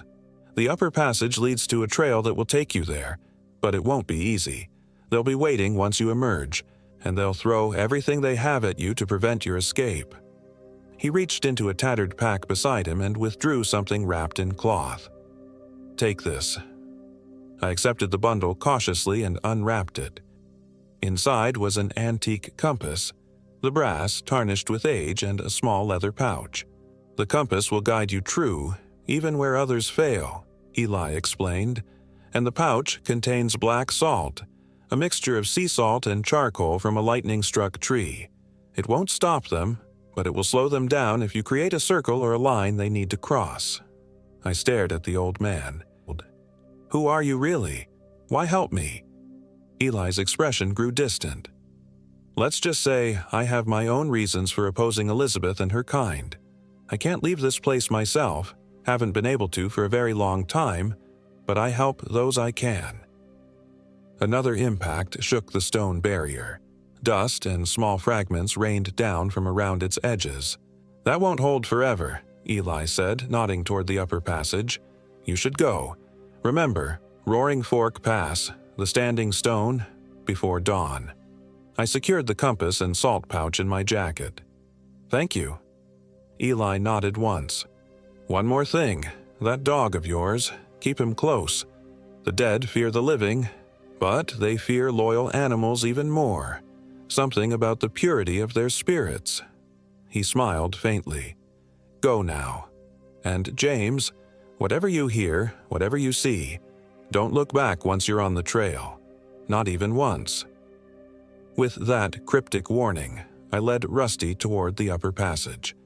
Unlike the tight cleft we'd entered through, this one was wide enough for a comfortable passage, with rough steps carved into the stone floor at intervals. As we climbed, the sounds from the chamber behind us grew more violent, crashing and inhuman screeching that echoed up the passageway. I fought the urge to run, maintaining a steady pace upward instead, one hand on Rusty's collar. The passage eventually leveled out and bent sharply to the right. Ahead, I could see starlight, the exit. We emerged onto a narrow trail cut into the side of a steep slope. Above us, the sky had cleared of mist, revealing a canopy of stars so bright and numerous they seemed artificial. A waning gibbous moon provided enough light to see the trail stretching ahead, winding up toward a saddle between two peaks. From behind us, within the passage, came a final tremendous crash, followed by triumphant howls that raised the hair on my neck. They had broken through Eli's barrier. We needed to move. I checked Eli's compass. The needle pointed steadily toward the saddle ahead. Roaring Fork Pass, I presumed.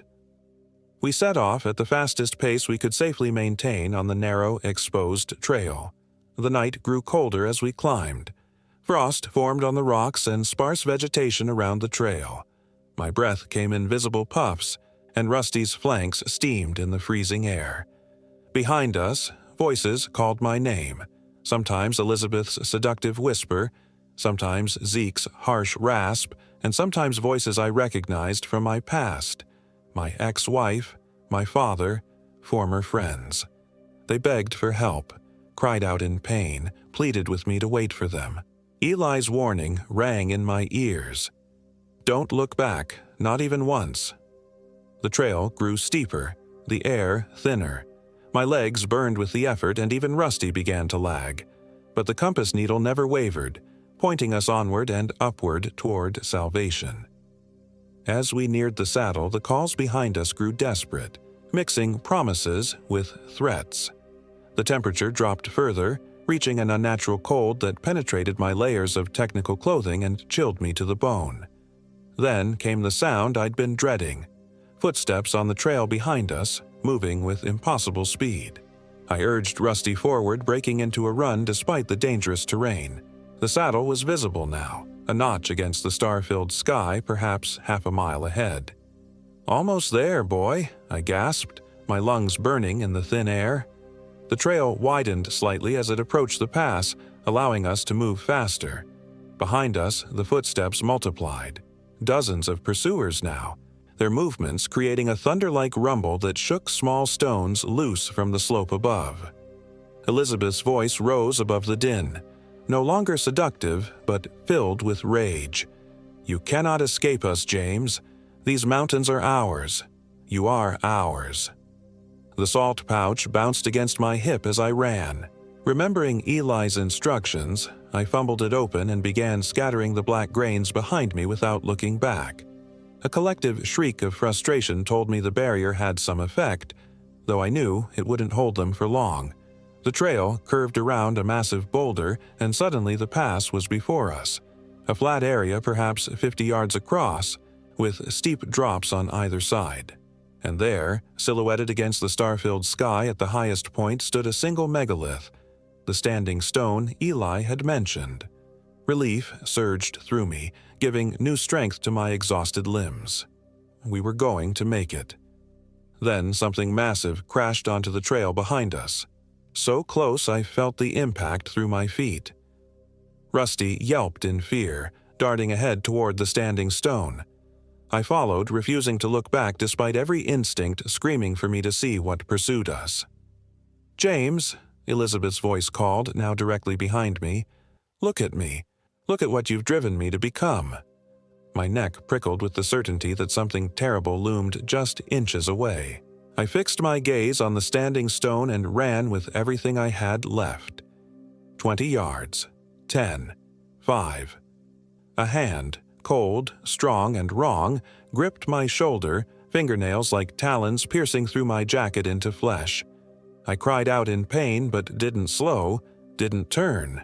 "Mine!" Elizabeth shrieked, her voice distorting into something inhuman. With a final desperate lunge, I threw myself past the standing stone, tumbling to the ground beyond it. The hand on my shoulder was torn away with a sound like ripping fabric and a howl of thwarted rage. I lay gasping on the rocky ground, blood soaking through my jacket where those terrible fingers had gripped me. Rusty pressed against my side, trembling violently. For several minutes, I couldn't move, could only drag air into my burning lungs and feel the cold ground beneath me. Wonderfully, normally cold, not the unnatural chill of before. When I finally managed to sit up, I knew I had to look back, had to see. On the other side of the standing stone, perhaps 20 feet away, they stood in a semicircle. Elizabeth at the center, flanked by Zeke and dozens of other figures ranging from those dressed in pioneer clothing to modern hiking gear. Behind them, the child things from the lake crouched, their empty eyes fixed on me with naked hunger. None crossed the invisible line that seemed to extend from either side of the standing stone. Elizabeth stepped forward to the very edge of that boundary. In the moonlight, her true form was more apparent. The beautiful woman was just a shell over something ancient and terrible. Parts of her flickered between human and something else, something with too many joints, too many teeth. "You think you've escaped," she said, her voice carrying clearly across the distance. "But you're marked now, James Anderson. I've tasted your blood, your fear. You belong to the mountains, to me, whether you accept it or not." "Go to hell," I managed to say. Her lipless mouth stretched in a terrible smile. "I'm already there, and one day you'll join me. They always come back, the marked ones, drawn like moths to flame, no matter how far they run." As if to emphasize her point, she held up her right hand. On the elongated fingers gleamed my blood, black in the moonlight. As I watched, she brought the hand to her mouth and slowly, deliberately, licked the blood away. "I'll be waiting," she whispered. Then, like a photograph being burned from the edges inward, she and all her nightmarish companions faded into the darkness, leaving only the empty pass before the standing stone. I don't remember much of what followed. Somehow, I made it down the other side of the pass as dawn broke. By midday, I'd reached a Forest Service trail and, by evening, a ranger station. I told them I'd gotten lost, suffered from exposure and dehydration. They found no record of my intended route, as if the permit I'd filed had never existed. The injuries on my shoulder were diagnosed as a mountain lion attack. 4 deep puncture wounds in a pattern consistent with claws. I didn't correct them. It's been 3 months now. I'm back in Denver, trying to rebuild some semblance of normal life. Rusty stays closer than ever, growling at shadows I pretend not to see. The nightmares are constant. Elizabeth and her brood calling from deep, dark waters, Zeke's rasping laugh in the darkness of my bedroom. Worst of all is the pull I feel. A constant, subtle tugging toward the west, toward the mountains, toward the Wind River Range. Some nights I wake to find myself dressed, keys in hand, as if ready to drive back to that wilderness. Back to her. I've researched the area since my return, looking for any historical record that might explain what I experienced. 3 weeks ago, I found it. A small newspaper article from 1887 reporting the disappearance of Elizabeth Blackwood, wife of logger and trapper Ezekiel Blackwood, in the Wind River region. Her body was never found. Ezekiel claimed she'd wandered off during a storm, but local rumors suggested foul play. He disappeared himself a year later while guiding a hunting party.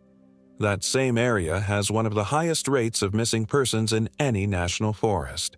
Hikers, campers, even experienced guides vanishing without trace. I'm writing this all down because I feel the pull growing stronger. Elizabeth's words echo in my dreams. They always come back, the marked ones. Last night, I caught myself studying maps of the Wind River Range, tracing routes back to that remote valley. Rusty growled at me until I put them away. I don't know how much longer I can resist. So if you're reading this and I've gone missing, don't come looking for me, especially if you hear singing near a mountain lake, or glimpse a woman in white beckoning from the trees. Just know that the wilderness isn't always empty. Sometimes it's all too full of things that should not be, things that hunger for company in their endless, unnatural lives.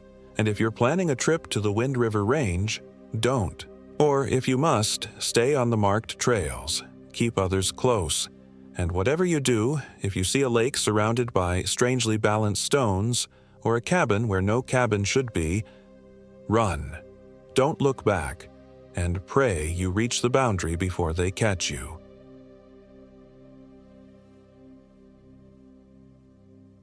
My name is Emily Hall, and I am 32 years old.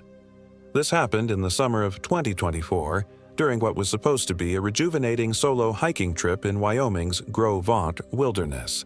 I needed an escape. After my messy divorce from Tom and the subsequent loss of the marketing job I'd poured myself into for 7 years, I was desperate for something, anything, to clear my head. My therapist, Dr. Winters, had suggested immersion in nature as a way to reset. Reconnect with yourself, she'd said. Sometimes we need to step away from everything familiar to remember who we truly are. In retrospect, those words carry a bitter irony. I chose Wyoming because it promised genuine solitude. Not the manufactured kind you find in tourist-friendly national parks, but the raw, untamed wilderness that makes you feel small and insignificant in the best possible way. The Gros Ventre Wilderness, nestled against the eastern edge of Grand Teton National Park, offered exactly that. Over 300,000 acres of pristine forests, rugged mountains, and crystalline lakes, with minimal human presence. I spent weeks planning, determined to prove to myself I could handle this. I bought top-tier gear, a lightweight one-person tent, a sleep system rated for lower temperatures than I'd ever encounter, a satellite messenger for emergencies, and a detailed topographic map of the area. I studied the trail systems meticulously, plotting a 5-day loop that would take me deep into the heart of the wilderness before circling back to the Swift Creek trailhead, where I'd leave my car. The drive from Jackson to the trailhead was uneventful, though I couldn't help but notice how quickly signs of civilization disappeared in my rearview mirror. By the time I pulled into the small gravel lot at Swift Creek, I hadn't seen another vehicle for nearly 40 minutes. The trailhead was empty except for a single dusty pickup truck. As I shouldered my pack and made final adjustments to my hiking poles, an older man emerged from a nearby stand of pines. He wore a faded Wyoming Fish and Game Department cap and carried a clipboard, suggesting he was conducting some kind of survey. "Heading out solo?" he asked, his weathered face creasing with concern. "Yes, sir," I replied, trying to project more confidence than I felt. 5-day loop through Shoal Falls and back. He nodded slowly, his eyes drifting to the mountains looming behind me. "Pretty country up there, but you'll want to stay on the marked trails this time of year." "Is there a problem with the unmarked areas?" I asked, thinking of the small detour I'd planned to Crystal Lake, which required a brief off-trail section. The man, Bill Rollins according to his name tag, hesitated before answering.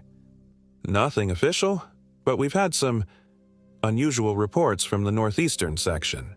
Probably just a summer tourist spooked by shadows." He smiled, but it didn't reach his eyes. "Mind if I note your planned route, just in case?" I showed him my map, tracing the loop with my finger. When I mentioned the Crystal Lake detour, his expression tightened almost imperceptibly. "That old mining area. I'd skip it if I were you. The terrain gets tricky, and there's been some unstable ground since the spring melt." Something about his tone made me uneasy, but I nodded agreement, not wanting to appear foolish. We both knew I wouldn't be skipping Crystal Lake. It was one of the main reasons I'd chosen this route. A pristine alpine lake, rarely visited due to its difficult access, offering perfect solitude for the spiritual reset I desperately needed. "Well, good luck out there," Bill finally said, scribbling something on his clipboard. "Remember, weather changes fast in these mountains. Don't take chances." With those ominous words hanging in the air, I set off down the trail, my boots crunching on the gravel path as it plunged into the dense pine forest. The first day's hike was everything I'd hoped for. The trail followed Swift Creek upstream, climbing gradually through stands of lodgepole pine and aspen groves that shimmered like gold coins in the afternoon breeze. By late afternoon, I'd covered 8 miles and set up camp in a small clearing beside the creek, lulled to sleep by the gentle gurgle of water over stones. I woke at dawn, refreshed and eager to continue. Day 2 would be the most challenging of the trip, 11 miles with significant elevation gain as the trail climbed toward the high country. By noon, I'd left the sheltering forests behind, emerging into alpine meadows dotted with wildflowers. The vast blue sky stretched overhead, feeling close enough to touch. It was here that I first felt something was off. I'd stopped for lunch on a sun-warmed boulder, admiring the sweeping views of the valley below, when I noticed the silence. Not the peaceful quiet of nature, but a heavy, pressing absence of sound.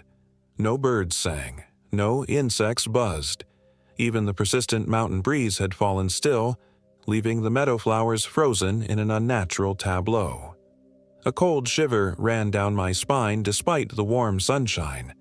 I scanned the meadow's edge, half expecting to see a predator, a bear or mountain lion, that might explain the sudden silence. But the tree line remained still and empty. Then, just as abruptly as it had fallen, the silence lifted. A chickadee's call pierced the air, followed by the buzzing of insects and the whisper of wind through grass. I laughed nervously at myself. The altitude was getting to me, that's all. I continued upward, but the sense of unease lingered like a bad taste. Twice more that afternoon, I caught myself stopping to look over my shoulder, certain I was being watched. Each time, I saw nothing but the empty trail stretching behind me. By late afternoon, I reached the junction where I needed to leave the main trail for my detour to Crystal Lake. A small wooden sign marked the primary paths, with an arrow pointing right labeled Shoal Falls, 3.2 miles, and another pointing straight ahead reading Gros Ventre River, 5.7 miles. My route to Crystal Lake wasn't marked. It wasn't an official trail, just a route described in an obscure hiking blog I'd found. According to my map and GPS, I needed to follow a dry creek bed northwest for about a mile before climbing to the lake's basin. I hesitated, remembering Bill Rawlins' warning. The sun was already dipping toward the western peaks, shadows lengthening across the landscape. The smart choice would be to continue to Shoal Falls and make camp there. But Crystal Lake represented exactly what I'd come for: true solitude, off the beaten path. And it was only a mile detour. Decision made, I turned northwest, picking my way carefully along the rocky creek bed. The terrain grew increasingly difficult as I ascended. What had started as a clear rocky channel became choked with fallen timber and dense undergrowth. The late afternoon light filtered weakly through the canopy, casting strange, shifting shadows that seemed to move with a life of their own. My sense of unease returned tenfold. Every instinct screamed that I was making a mistake, that I should turn back to the main trail. But a stubborn pride kept me pushing forward. I wasn't going to let forest shadows spook me into abandoning my plans. It was nearly dusk when I finally crested the ridge and Crystal Lake came into view. Even in the fading light, it was breathtaking. A perfect oval of midnight blue water nestled in a natural stone amphitheater. At the far end, I could make out the dark mouth of what must have been one of the old mining tunnels Bill had mentioned. I quickly set up camp on a flat area near the shore, racing against the gathering darkness. The temperature dropped rapidly as night fell, and I built a small fire for both warmth and comfort. As the flames caught and grew, I felt some of my anxiety melting away. The lake was peaceful, reflecting the emerging stars like a perfect mirror. I heated water for my freeze-dried dinner, pasta primavera that tasted like culinary heaven after the day's exertion, and settled by the fire with my journal, documenting the day's journey. The crackling flames and the gentle lapping of water against the shore created a soothing backdrop. For the first time in months, I felt the knots of stress in my shoulders beginning to loosen. That's when I heard it. A sound that didn't belong in this wilderness. A child's laugh, high and clear, echoing across the lake. I froze, my pen hovering above the page. It had to be my imagination. There couldn't possibly be a child up here, miles from any trail at this hour. I listened intently but heard nothing except the pop and hiss of my campfire. Just as I convinced myself I'd imagined it, the sound came again. Delighted, innocent laughter that raised goosebumps along my arms. "Hello?" I called, my voice sounding thin and frightened even to my own ears. "Is someone there?" No response, just the whisper of the night breeze through pine needles. I grabbed my headlamp and stood, scanning the shoreline. The powerful beam cut through the darkness, illuminating rocks and stunted trees, but no sign of human presence. I was truly alone, or should have been. Sleep came fitfully that night. Every creak of branch or rustle of wind jerked me awake, heart pounding. Twice more I thought I heard distant laughter, but couldn't be sure if it was real or the product of dreams hovering at the edge of consciousness. Dawn broke gray and misty over Crystal Lake. I woke feeling gritty-eyed and unrested, my sleeping bag damp with dew. The previous night's fears seemed foolish in the pale morning light, and I chided myself for letting my imagination run wild. As I heated water for coffee, I noticed something odd about my campsite. The small pile of kindling I'd collected for the morning fire had been arranged in a perfect circle around the fire pit, each stick precisely the same distance from the next. I was certain I'd left them in a haphazard heap the night before. A cold knot formed in my stomach. I scanned the area around my camp looking for footprints or any sign of visitors, but the ground was too rocky to hold impressions. I tried to rationalize it. Perhaps I'd organized the sticks without thinking, or maybe an animal had investigated during the night, but neither explanation felt right. My appetite gone, I packed quickly, eager to leave Crystal Lake and rejoin the main trail. As I shouldered my backpack, I glanced one last time at the lake and froze. There was someone standing at the far shore, near the old mine entrance. A small figure, too distant to make out clearly in the morning mist, but unmistakably child-sized. As I watched, paralyzed, the figure raised one arm in what might have been a wave, then backed slowly into the dark mouth of the mine until it disappeared from view. "Hey!" I called, dropping my pack and starting around the lake shore. "Wait! Are you lost?" Only silence answered me. I should have left immediately, returned to the safety of marked trails and other hikers. But concern overrode my fear. If there really was a child here, alone in the wilderness, they needed help. I couldn't just walk away. The journey around the lake took nearly 30 minutes, scrambling over boulder fields and through patches of dense underbrush. By the time I reached the mine entrance, my hands were scratched and my hiking pants torn at one knee. The mine opening was smaller than it had appeared from across the lake. Barely 5 feet tall and 3 feet wide, its timber supports gray with age. A weathered sign warned, "Danger, unsafe ground, no entry," in faded red letters. The darkness beyond the entrance was absolute, swallowing the beam of my headlamp after just a few feet. "Hello," I called into the blackness. "Is anyone in there? I'm not going to hurt you." My voice echoed strangely, bouncing back from unseen walls with a metallic quality that sent shivers down my spine. I took a tentative step forward, then another, ducking to clear the low entrance. The air inside was cold and damp, carrying a mineral smell undercut with something less pleasant, a sweet, rotting odor I couldn't identify. My headlamp created a small bubble of light around me, revealing rough rock walls glistening with moisture and the remnants of old mining equipment half buried in rubble. "Hello," I called again, penetrating another few yards into the tunnel. "Please answer me if you're in here." A soft sound came from deeper in the darkness. Not a voice, but a rhythmic scratching, like nails against stone. It stopped abruptly when I froze to listen, then began again, more insistent. Every instinct screamed danger, but I pressed on, driven by the image of a lost, frightened child. The tunnel narrowed as I advanced, forcing me to hunch over. The scratching grew louder, accompanied now by a wet, sliding sound that made my skin crawl. The tunnel took a sharp turn, and my light fell upon a small chamber where the passage widened.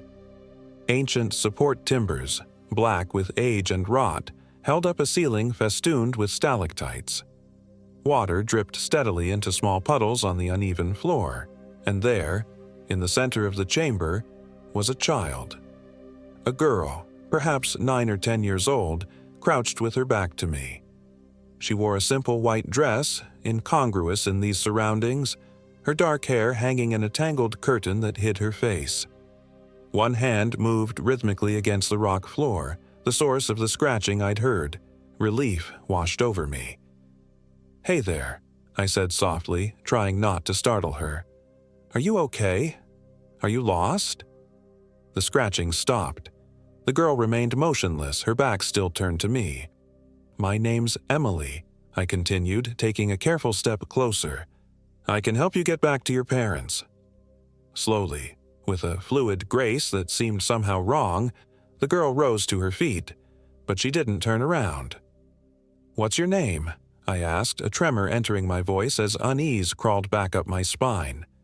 The girl's head tilted, as if considering the question.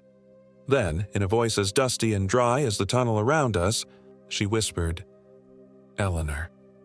Eleanor Blackwood." The name struck a chord of familiarity, though I couldn't place it. "Well, Eleanor, we should get you out of here. It's not safe."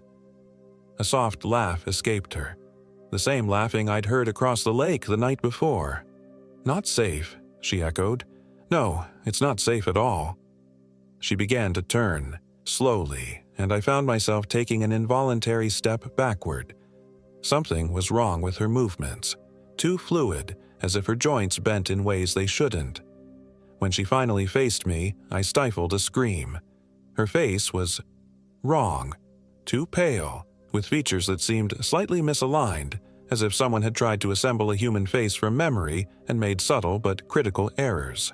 Her eyes were the worst, too large, too dark, and utterly devoid of anything I recognized as human expression. "You shouldn't have come here, Emily," Eleanor said, her mouth stretching into a smile that revealed teeth too numerous and too sharp. "This place isn't for living things anymore." I stumbled backward, my headlamp beam dancing wildly across the chamber as panic seized me. The light caught something on the wall behind Eleanor, crude letters scratched into the stone. Names. Dozens of them, covering every inch of the wall's surface, some so old they'd nearly eroded away, others looking freshly carved. And there, at eye level, a name was being added by invisible fingers, the rock crumbling away as if by unseen force. Emily Hall. Terror propelled me backward. I turned and fled, no longer caring about hunching in the low tunnel. My head struck a support beam, sending stars across my vision, but I kept moving, driven by primitive fear. Behind me, Eleanor's laughter echoed through the mine, no longer childlike but ancient and filled with malice. I heard scrabbling sounds, too many limbs moving too quickly across stone, pursuing me through the darkness. I burst from the mine entrance into blinding daylight, tripping over loose rock and sprawling face first onto the shore. Pain lanced through my palms as they scraped against sharp stone, but I didn't stop. I scrambled to my feet and ran, splashing along the lake's edge, not daring to look back. Only when I'd put half the lake's circumference between myself and the mine did I pause, lungs burning, to glance behind me. The mine entrance stood empty and dark. No sign of Eleanor, no sign that anything had pursued me, but as I watched, a figure appeared at the water's edge near the mine. Not the small girl I'd encountered, but a tall, impossibly thin silhouette that seemed to waver and distort like heat shimmer. It raised one elongated arm in my direction, then sank slowly into the lake, disappearing beneath the still surface without creating so much as a ripple. I didn't wait to see more. I ran to my campsite, grabbed my backpack with shaking hands, and fled. I didn't bother with the route I'd taken in.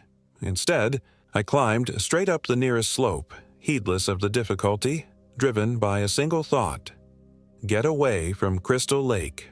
It took me nearly 2 hours of frantic climbing and bushwhacking to intersect with the main trail again. My clothes were torn, my hands and face scratched, and blood soaked through one pant leg where I'd gashed my shin on a hidden rock. But physical pain seemed distant, unimportant compared to the soul-deep terror that still gripped me. Once on the trail, I walked without stopping, desperate to put as much distance as possible between myself and whatever dwelled at Crystal Lake. The day grew hot, but I barely noticed, pushing on with a single-minded determination born of fear. Late in the afternoon, I encountered the first people I'd seen since leaving the trailhead, a middle-aged couple resting at a trail junction.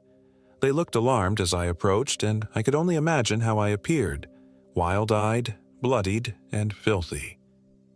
"Are you okay?" the woman asked, rising quickly from her perch on a fallen log. "Do you need help?" I nearly broke down at the simple kindness in her voice. "I'm fine," I managed, though my voice cracked.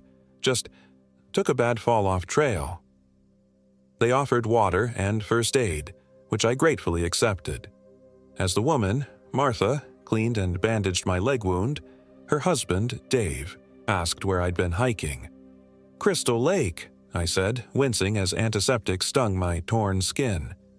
Martha and Dave exchanged a look I couldn't interpret. "That old mining area?" Dave asked carefully. "Up past the unmarked junction?" I nodded, Martha's hand stilled on my bandage. "Did you see anything unusual up there?" The question hung in the air between us. I stared at her, wondering how much to say, how much they would believe. "Like what?" I asked instead. Dave cleared his throat uncomfortably. "Oh, nothing specific. Just, there are stories about that place. Old mining accidents, disappearances, probably just local folklore." But his eyes said something different. They held knowledge and fear. "Did you encounter anyone else up there?" Martha asked, her voice deliberately casual as she resumed bandaging. Eleanor Blackwood's distorted face flashed in my mind. "No," I lied, "no one." They didn't press further, but insisted I camp with them that night, an offer I gratefully accepted. Safety in numbers, though neither of us acknowledged aloud what I might need safety from. Around their campfire that evening, Dave reluctantly shared what he knew of Crystal Lake's history. In the late 1800s, it had been the site of a small but profitable silver mine. Then, in the winter of 1891, something went wrong. The official record claimed a cave-in trapped and killed 9 miners, including the 10-year-old daughter of the foreman, who had been visiting her father that day. "Eleanor Blackwood," I whispered, the name falling from my lips before I could stop it. Dave's head snapped up, his eyes widening. "You said you didn't see anyone." "I didn't," I stammered. I must have read that name somewhere when I was researching the area." He looked unconvinced but continued his story. According to local legend, the cave-in was no accident. The miners had broken through into something ancient, something that had been deliberately sealed away. In the decades since, dozens of hikers and curiosity seekers had disappeared in the Crystal Lake area. "The Forest Service doesn't advertise it," Martha added softly. "Bad for tourism, but ask any search and rescue volunteer in Teton County about the Blackwood Mine, and they'll have stories that'll turn your hair white." I slept poorly that night despite my exhaustion and the reassuring presence of my companions. In my dreams, I saw Eleanor scratching names into the mine wall, only to look closer and realize she was using human fingernails as her tools, hundreds of them piled at her feet like discarded pencil stubs. I abandoned my planned 5-day loop, instead hiking out with Dave and Martha the next morning. Every sound in the forest made me flinch. Every shadow seemed to move with purpose. The mountain wilderness that had promised healing now felt malevolent, watching my retreat with ancient, patient malice. At the trailhead, Bill Rollins was checking signage. He straightened as we approached, his gaze immediately fixing on my bandaged leg and battered appearance. "Had some trouble up there?" he asked, though his tone suggested he already knew the answer. "Took a fall," I repeated my cover story. Nothing serious. Bill nodded slowly, his eyes never leaving mine. Glad you made it back safely. Not everyone does. As Dave and Martha loaded their gear into their car, Bill moved closer to me, lowering his voice. You went to Crystal Lake, didn't you? Despite my warning. I couldn't deny it. My fear must have been plainly visible on my face. You saw her, he stated. Not a question. Eleanor Blackwood, I whispered. Bill's weathered face grew solemn. That's what she calls herself sometimes. But that thing isn't Eleanor Blackwood, hasn't been for over 130 years. He glanced around, as if worried about being overheard. The real Eleanor died in that mine collapse, along with her father and the other miners. What lives there now just wears her shape. What is it? I asked, not sure I wanted the answer. Old, older than the mountains. Bill's voice dropped even lower. The Shoshone had stories about a hunger that lived in the high places, a thing that collected souls like we collect pretty stones. They left offerings to keep it appeased, warned their children away from certain places.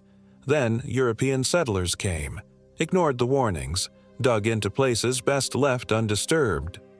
But why me? Why did it show itself to me?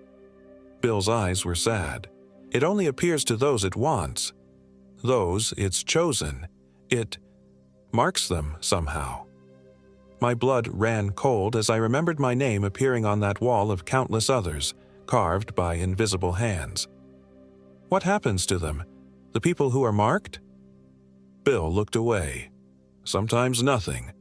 Sometimes they have accidents, weeks or months later.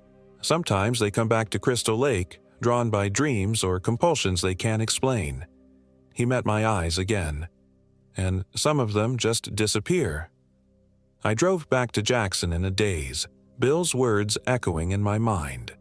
I checked into the first motel I found and stood under the shower until the hot water ran out, as if I could wash away the memory of Eleanor's wrong face and the knowledge of my name on that wall. That night, despite the blessed normalcy of the motel room, with its humming air conditioner and garish floral bedspread, the dreams came again. But now, Eleanor spoke to me, her voice resonating inside my skull. We're connected now, Emily, she whispered. I'm with you always. And someday, when you least expect it, when you think you're safe and have forgotten all about me, you'll look in the mirror and see my face looking back at you. I woke screaming, the bedside lamp revealing nothing but an empty motel room. But as I sank back against the sweat-soaked pillows, I caught a movement from the corner of my eye. A small, white-clad figure that vanished into the bathroom when I turned my head. I fled Wyoming the next morning, driving straight through to Denver where I caught the first available flight home to Chicago. I've moved twice since then, changed my phone number, even considered changing my name. But deep down, I know these precautions are useless. Because sometimes when I'm falling asleep, I hear a distant, childish laugh. Sometimes I catch glimpses of a small figure in white from the corner of my eye. And sometimes, most terrifying of all, I find myself unconsciously scratching at walls or tabletops, only to look down and realize I've been carving names. Names I've never heard before. Names of people who I somehow know with dreadful certainty will soon visit Crystal Lake. I write this now as both warning and confession. If you're planning a hiking trip in Wyoming's Gros Ventre Wilderness, stay on the marked trails.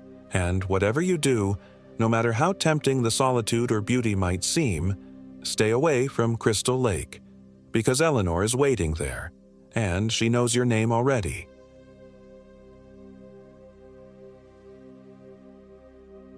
My name is Emily Hall, and I am 29 years old. This happened in the most remote part of the Absaroka Range in Wyoming, near a place locals call Dead Man's Canyon. I still wake up in cold sweats thinking about it, my fingers tracing the scars on my arm that serve as a permanent reminder that some places in this world are not meant for humans to tread.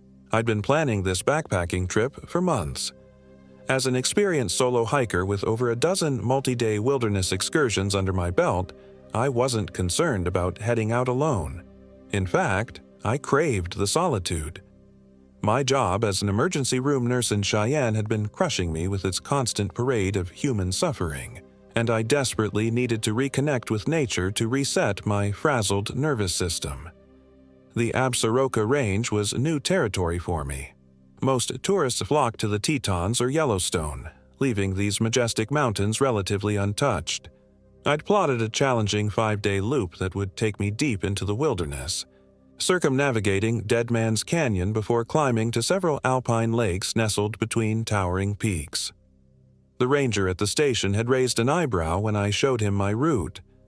"Not many folks go up that way," he said, his weathered face creasing with what I now recognize was concern. "Especially not alone." "I'm well prepared," I assured him, tapping my satellite communicator. "And I've handled tougher trails." He nodded slowly, stamping my permit. "Just be careful around Dead Man's. Strange things happen up there. The Crow people avoided it for centuries before white settlers arrived." I smiled politely, chalking his warning up to the kind of local superstition that surrounds any place with such an ominous name. I'd heard similar warnings before on other trips, folklore designed to keep tourists on designated trails and out of trouble. Nothing more. God, I wish I'd listened. The first 2 days were glorious. Perfect late June weather with warm days, cool nights, and wildflowers exploding across alpine meadows. I made good time, covering over 12 miles each day, setting up camp well before sunset. I felt the tension draining from my body with each step further from civilization. The entrance to Dead Man's Canyon came on the morning of day 3. The trail narrowed dramatically, forcing me to squeeze between 2 massive granite walls that towered at least 300 feet overhead. The temperature dropped noticeably as I entered the shadowy passage, and the once constant birdsong fell silent. I paused, taking a swig from my water bottle as I studied my surroundings. The canyon walls were streaked with rust-colored minerals that, in the dim light, resembled dried bloodstains. A cold breeze blew steadily from deeper within, carrying an unpleasant musty odor like disturbed earth and decay. Something felt wrong, but I couldn't articulate what. My rational mind dismissed the unease as a natural response to entering such a confined space after days in wide-open terrain. Classic claustrophobia, nothing more. I adjusted my pack straps and pressed forward. The trail followed a small, clear stream that carved its way through the center of the canyon. According to my map, this narrow section would eventually open into a broader valley with several suitable camping spots. I needed to cover another 5 miles before setting up for the night. About an hour into the canyon, I discovered the first oddity: a perfectly circular clearing, about 20 feet in diameter, where nothing grew. No grass, no wildflowers, not even moss on the stones. Just bare, dark soil that looked almost scorched. The stream detoured unnaturally around it, as if the water itself was avoiding crossing this dead zone. In the center of the clearing stood a crude arrangement of stones. Not a casual stack left by another hiker, but an intentional formation. 7 stones of increasing size, precisely aligned to point deeper into the canyon. I approached cautiously, my skin prickling with goosebumps despite the afternoon sun now reaching over the canyon walls. The stones were covered in strange markings. Not graffiti, but what appeared to be very old carvings. Spirals, jagged lines, and what might have been crude representations of human figures with elongated limbs. I knelt to examine them more closely, unslinging my pack to retrieve my camera. That's when I noticed the silence. Not just a lack of birdsong, but a complete absence of sound. The bubbling stream, the breeze through the sparse pine trees clinging to the canyon walls, even the sound of my own breathing, all seemed muffled, as if I were hearing the world through thick cotton. My heart began to race as primitive alarm bells rang in my brain. This was wrong. All wrong. I stood quickly, suddenly eager to leave this place, camera forgotten. As I rose, my boot knocked against the smallest stone, shifting it slightly out of alignment. A sound echoed through the canyon, a long, pained moan that seemed to come from the earth itself. I froze, convinced I'd imagined it, when it came again. Louder, closer, a sound no human or animal I knew could make. I grabbed my pack and ran. The trail grew rougher as I fled deeper into the canyon, away from the stone formation. Rational thought began to return as I put distance between myself and that strange clearing. I slowed to a brisk walk, embarrassed by my panic. I was an educated, modern woman, not some superstitious fool who ran from rock formations. By late afternoon, the canyon widened as promised, revealing a beautiful valley floor covered in lush grass and dotted with small stands of aspen trees. The stream broadened into a shallow river that meandered peacefully through the center. With the sun still well above the western ridge, I had plenty of time to find an ideal campsite. I selected a flat area beneath a cluster of aspens, about 50 yards from the water. The site offered a clear view of the entire valley and the trail ahead. After pitching my tent and setting up camp, I collected firewood and prepared a small fire pit. The physical labor helped calm my lingering nerves. As twilight approached, I sat beside my crackling fire, heating a freeze-dried meal of pasta primavera. The first stars appeared overhead in the narrow strip of darkening sky visible between the canyon walls. It was peaceful, beautiful, exactly what I'd come for. Yet I couldn't shake the feeling that something was watching me. I scanned the tree line repeatedly, studying the deepening shadows. Nothing moved except the gentle swaying of aspen leaves in the evening breeze. No glinting eyes, no rustling underbrush. Still, the sensation persisted. After finishing my meal, I secured my food in a bear canister and placed it well away from my tent. Though black bears were common in the range, they generally avoided humans. Grizzlies were extremely rare this far east in Wyoming, according to the ranger. Still, proper food storage was wilderness camping 101. I turned in early, exhausted from the day's hike and emotional roller coaster. Inside my tent, I read a few pages of the thriller I'd brought along, though the fictional suspense paled compared to the very real unease I'd felt earlier. Eventually, I clicked off my headlamp and nestled into my sleeping bag. Sleep came surprisingly easily, deep and dreamless, until it wasn't. I awoke suddenly, completely alert, though I couldn't identify what had disturbed me. The inside of my tent was pitch black. I fumbled for my headlamp and checked my watch, 2:17 a.m. Then I heard it. Footsteps. Slow, deliberate footsteps circling my tent. Not the four-footed gait of a bear or deer. These were bipedal, human. But who would be out here at this hour circling a lone camper's tent in the darkness? "Hello," I called out, my voice sounding thin and frightened even to my own ears. "Is someone there?" The footsteps stopped, directly in front of my tent flap. I held my breath, paralyzed with fear. My headlamp illuminated only the interior fabric of my tent, creating a small bubble of light that now felt like a beacon announcing my presence rather than a comfort. After what seemed like an eternity of silence, the footsteps resumed their circular path. Slower now, more deliberate. The sound of weight carefully placed on dry pine needles and twigs. Around and around they went. Something scraped against the exterior of my tent. Not claws, but what sounded like fingernails dragging slowly across the nylon fabric. "Who's there?" I demanded, trying to sound authoritative despite my terror. "I have bear spray and a knife." A low chuckle responded, a sound that approximated human laughter but was fundamentally wrong, like someone who had only read about laughter trying to reproduce it. It started low but climbed steadily in pitch until it was nearly a shriek, then abruptly stopped. The silence that followed was somehow worse. I clutched my bear spray with trembling hands, aiming it toward the tent entrance. If whatever was out there came in, I'd have one chance to disable it and run. Minutes passed with no further sound. Had it left? I strained to hear anything, breathing, movement, anything that would tell me where the visitor had gone. Just as my muscles began to unclench, something heavy landed on top of my tent, collapsing the center pole and sending the fabric sagging down toward my face. I screamed, a primal sound torn from my throat. The weight shifted, moving across the top of the tent as if crawling, dragging something behind it.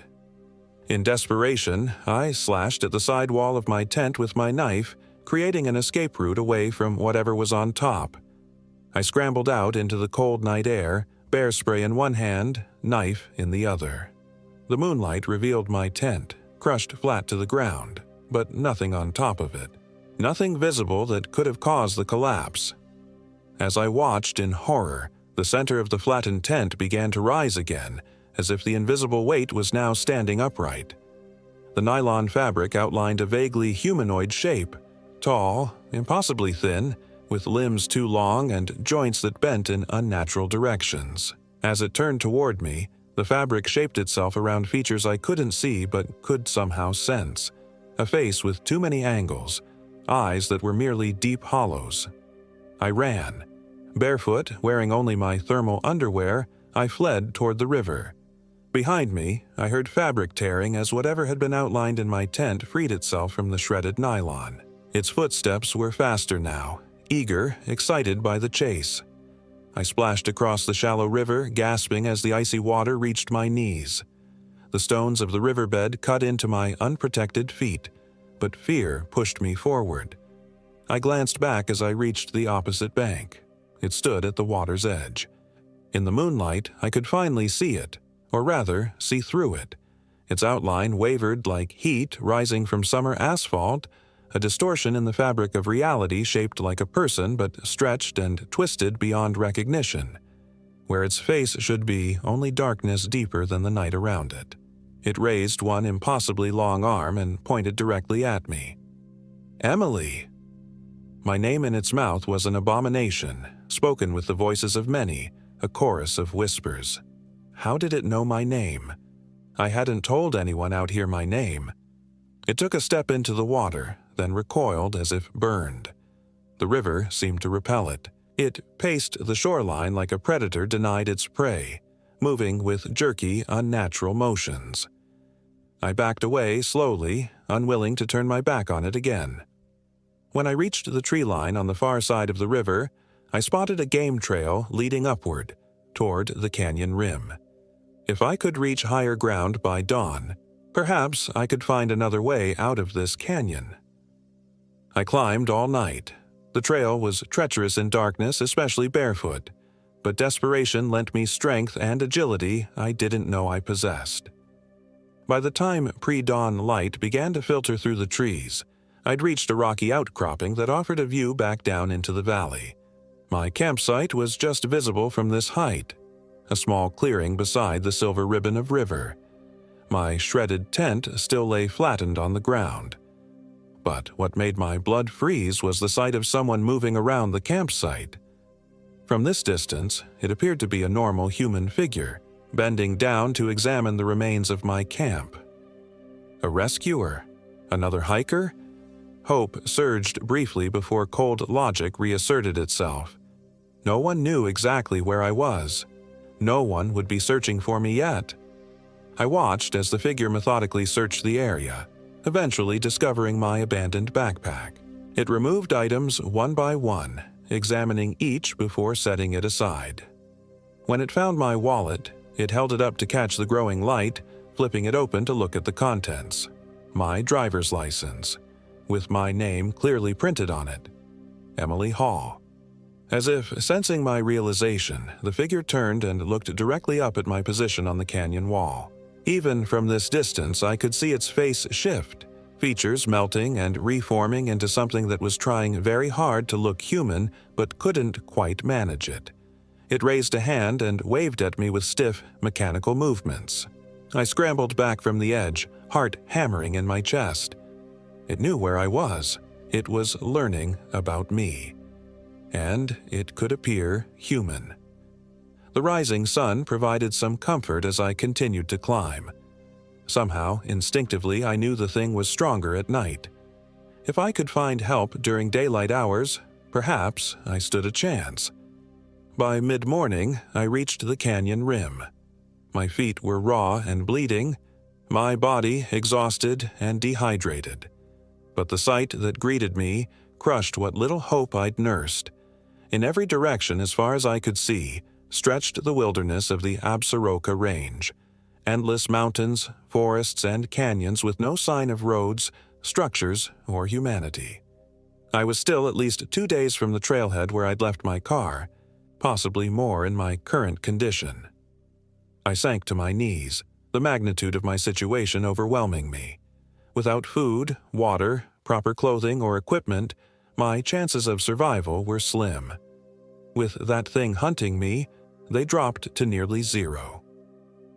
As I contemplated my options, I noticed a small stone cairn about 20 yards away, marking what appeared to be another trail. Someone had been here, recently enough to leave a trail marker. New determination flowed through me. I forced myself to my feet and approached the cairn. Beyond it, a narrow trail wound along the canyon rim before disappearing into a dense stand of pine trees. It wasn't on my map, but it was clearly maintained by human traffic. It had to lead somewhere. I followed this new trail through the day, pausing only to drink from small streams I encountered. By late afternoon, my hopes soared when the trail widened and showed signs of more frequent use. Fresh boot prints in muddy sections told me others had passed this way recently. As the sun began its descent toward the western horizon, the trees thinned, revealing a small clearing ahead. In the center stood a rustic cabin constructed of rough-hewn logs. Smoke curled from a stone chimney. A generator hummed quietly behind the structure. Signs of life. I approached cautiously, acutely aware of my appearance. Filthy, bloodied, dressed only in torn thermal underwear. I probably looked deranged, but I needed help desperately. I knocked on the solid wooden door, then stepped back, trying to look as non-threatening as possible. After a moment, the door swung open to reveal an elderly man with a shock of white hair and a neatly trimmed beard. He wore flannel and denim, with reading glasses perched on his nose. He took one look at me and his eyes widened. "Good Lord, child," he said, his voice gravelly but kind. "What happened to you?" The concern in his voice broke something inside me. Tears spilled down my cheeks as weeks of stress, followed by terror and exhaustion, came crashing down. I was camping in the canyon. I managed between sobs. Something attacked my tent. I've been running all night and day. His expression shifted from concern to something darker. Without another word, he stepped aside, gesturing for me to enter. "Come in quickly," he said, glancing past me at the darkening forest. "Sun's almost down." The cabin's interior was simple but comfortable. A stone fireplace dominated one wall, casting warm light across a space that contained a small kitchenette, a sitting area with 2 armchairs, and a curtained-off section that presumably led to sleeping quarters. Books lined crude shelves, and various dried herbs hung from the rafters.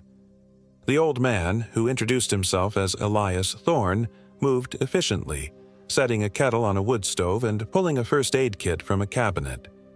He handed me a worn but clean flannel shirt and a pair of sweatpants. "Bathroom's through there," he said, pointing to a narrow door. "Get changed. I'll tend to those feet when you're done." In the small bathroom, I caught my first glimpse of myself in a spotted mirror above a basic sink. I barely recognized the wild-eyed, filthy woman staring back at me. My dark hair was tangled with twigs and leaves, my face scratched and smudged with dirt. I looked feral. When I emerged in the borrowed clothes, Elias had prepared tea and set out medical supplies. I sat in an offered chair while he knelt, despite his age, to examine my lacerated feet.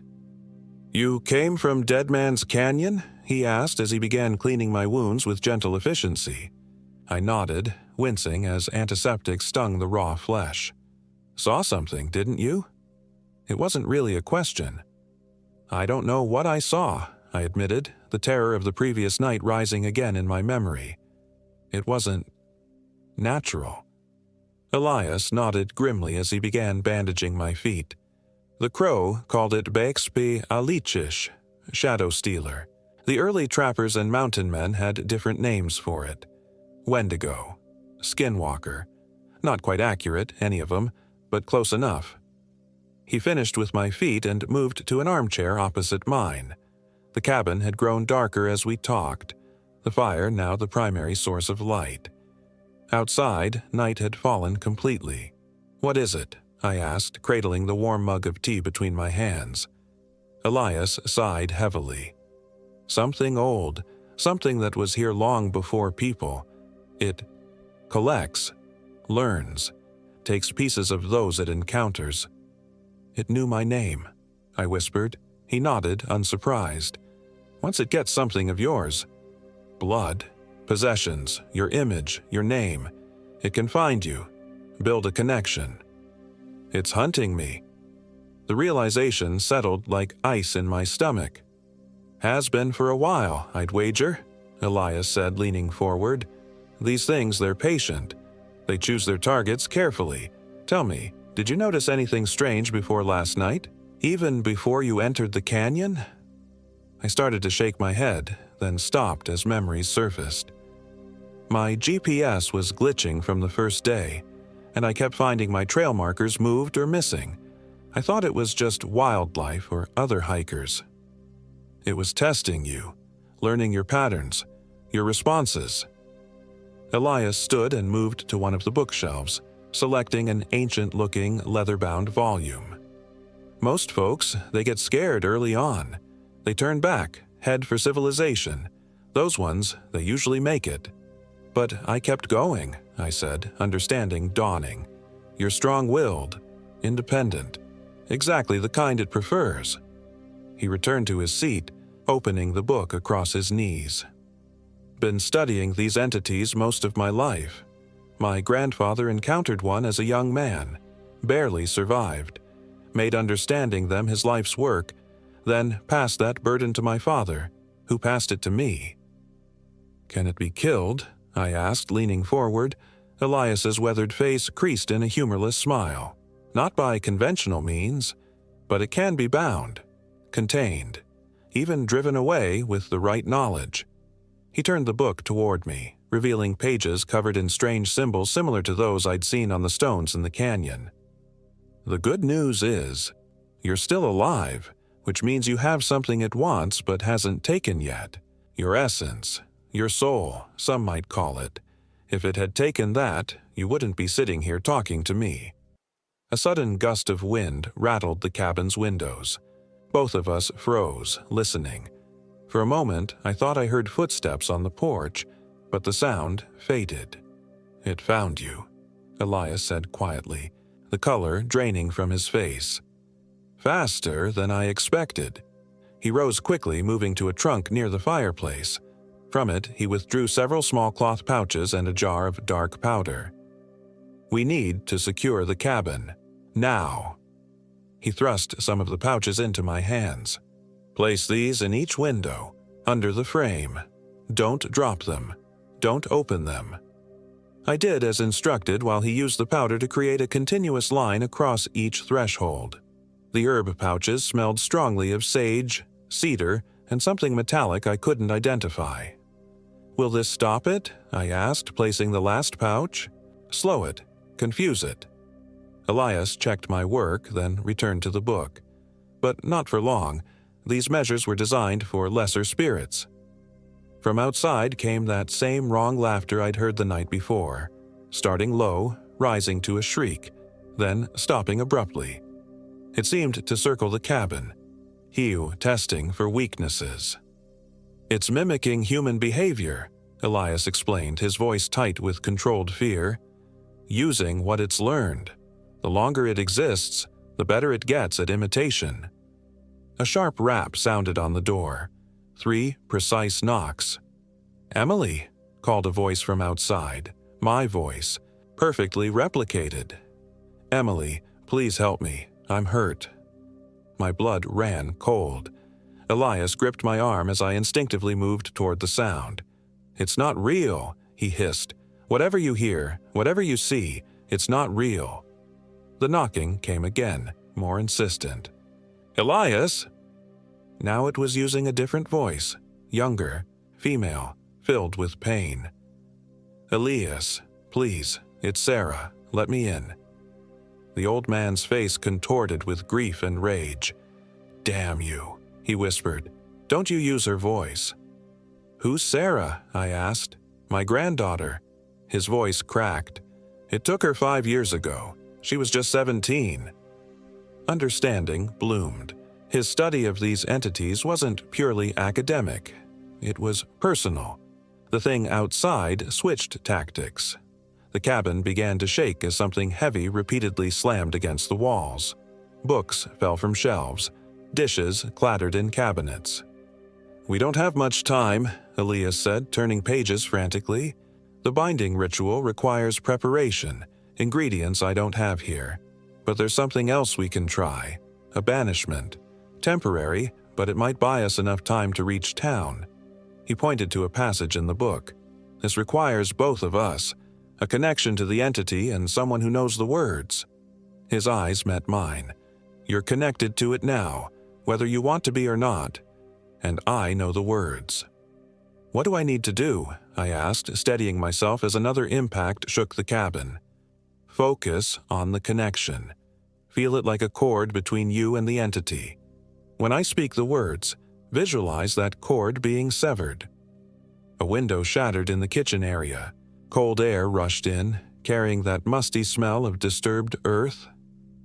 Elias began to recite words in a language I didn't recognize, guttural, ancient-sounding syllables that seemed to vibrate in the air. I closed my eyes, trying to visualize as he'd instructed. I could feel it, a nauseating tether connecting me to the presence outside. With each word Elias spoke, the tether vibrated like a plucked string. A scream of rage came from outside, inhuman in its intensity. The cabin's front door splintered inward, stopping just short of breaking completely. Through the cracks, I could see that rippling distortion of reality, pressing against the invisible barrier created by Elias's protective measures. Elias's voice grew louder, more commanding. As he reached what seemed to be the ritual's crescendo, he grasped my hand, lending me strength. I visualized the cord between myself and the entity, imagining it stretching thin, fraying, and finally, severing. A concussive force blasted through the cabin. The front door exploded outward rather than inward. The fire in the hearth extinguished instantly. In the sudden darkness, I heard a receding wail of thwarted rage that faded into the distance. Elias lit a lantern with shaking hands. "It worked," he said, sounding surprised. "But it won't last. Hours, maybe a day if we're lucky. Then what? It comes back, stronger, angrier." He began gathering items into a worn backpack. "We need to move. My truck's behind the cabin. We can make it to Cody before dawn if we leave now. And then?" He paused, looking at me with grave eyes. "Then we find someone who knows more than I do. Someone who can perform a proper binding ritual." He sighed heavily. "I have a colleague in Cody, retired anthropologist who's documented similar phenomena across cultures. If anyone can help us permanently deal with this thing, it's her." Within minutes, we were in his ancient pickup truck, bouncing down a crude forest road. I watched the darkness of the surrounding wilderness, half expecting to see that wavering form emerge from the trees at any moment. "How did you end up out here?" I asked, partly to distract myself from the fear still churning in my gut. Elias kept his eyes on the treacherous road. "After Sarah disappeared, I couldn't stay in town. The official story was that she got lost hiking, presumed dead after weeks of searching turned up nothing. But I knew what had taken her." His knuckles whitened on the steering wheel. "I built that cabin to be close to where it happened, to study, to prepare. Been waiting for another encounter so I could try to destroy it once and for all. And now it's found us both." He glanced at me. "These things, they don't give up, and they don't forget. Once they've marked someone, that connection never fully disappears, even with the banishment ritual." We fell silent as the truck labored up a steep section of road. I watched the side mirror, still unable to shake the feeling that we were being followed. "There's something you should know," Elias said eventually. "The binding ritual my colleague might attempt, it requires a tether, someone to act as bait, essentially." I understood immediately. Me. He nodded grimly. The connection goes both ways. It can find you, yes, but you can also be used to find it. And if this binding fails? He didn't answer immediately, which was answer enough. The truck crested a hill, and suddenly the lights of distant civilization appeared, tiny pinpricks of warmth in the vast darkness. Cody, still hours away but visible now, a promise of safety, however temporary. "I'll do it," I said firmly. "Whatever this ritual requires, I'll do it. This thing, it needs to be stopped." Elias gave me a sidelong look.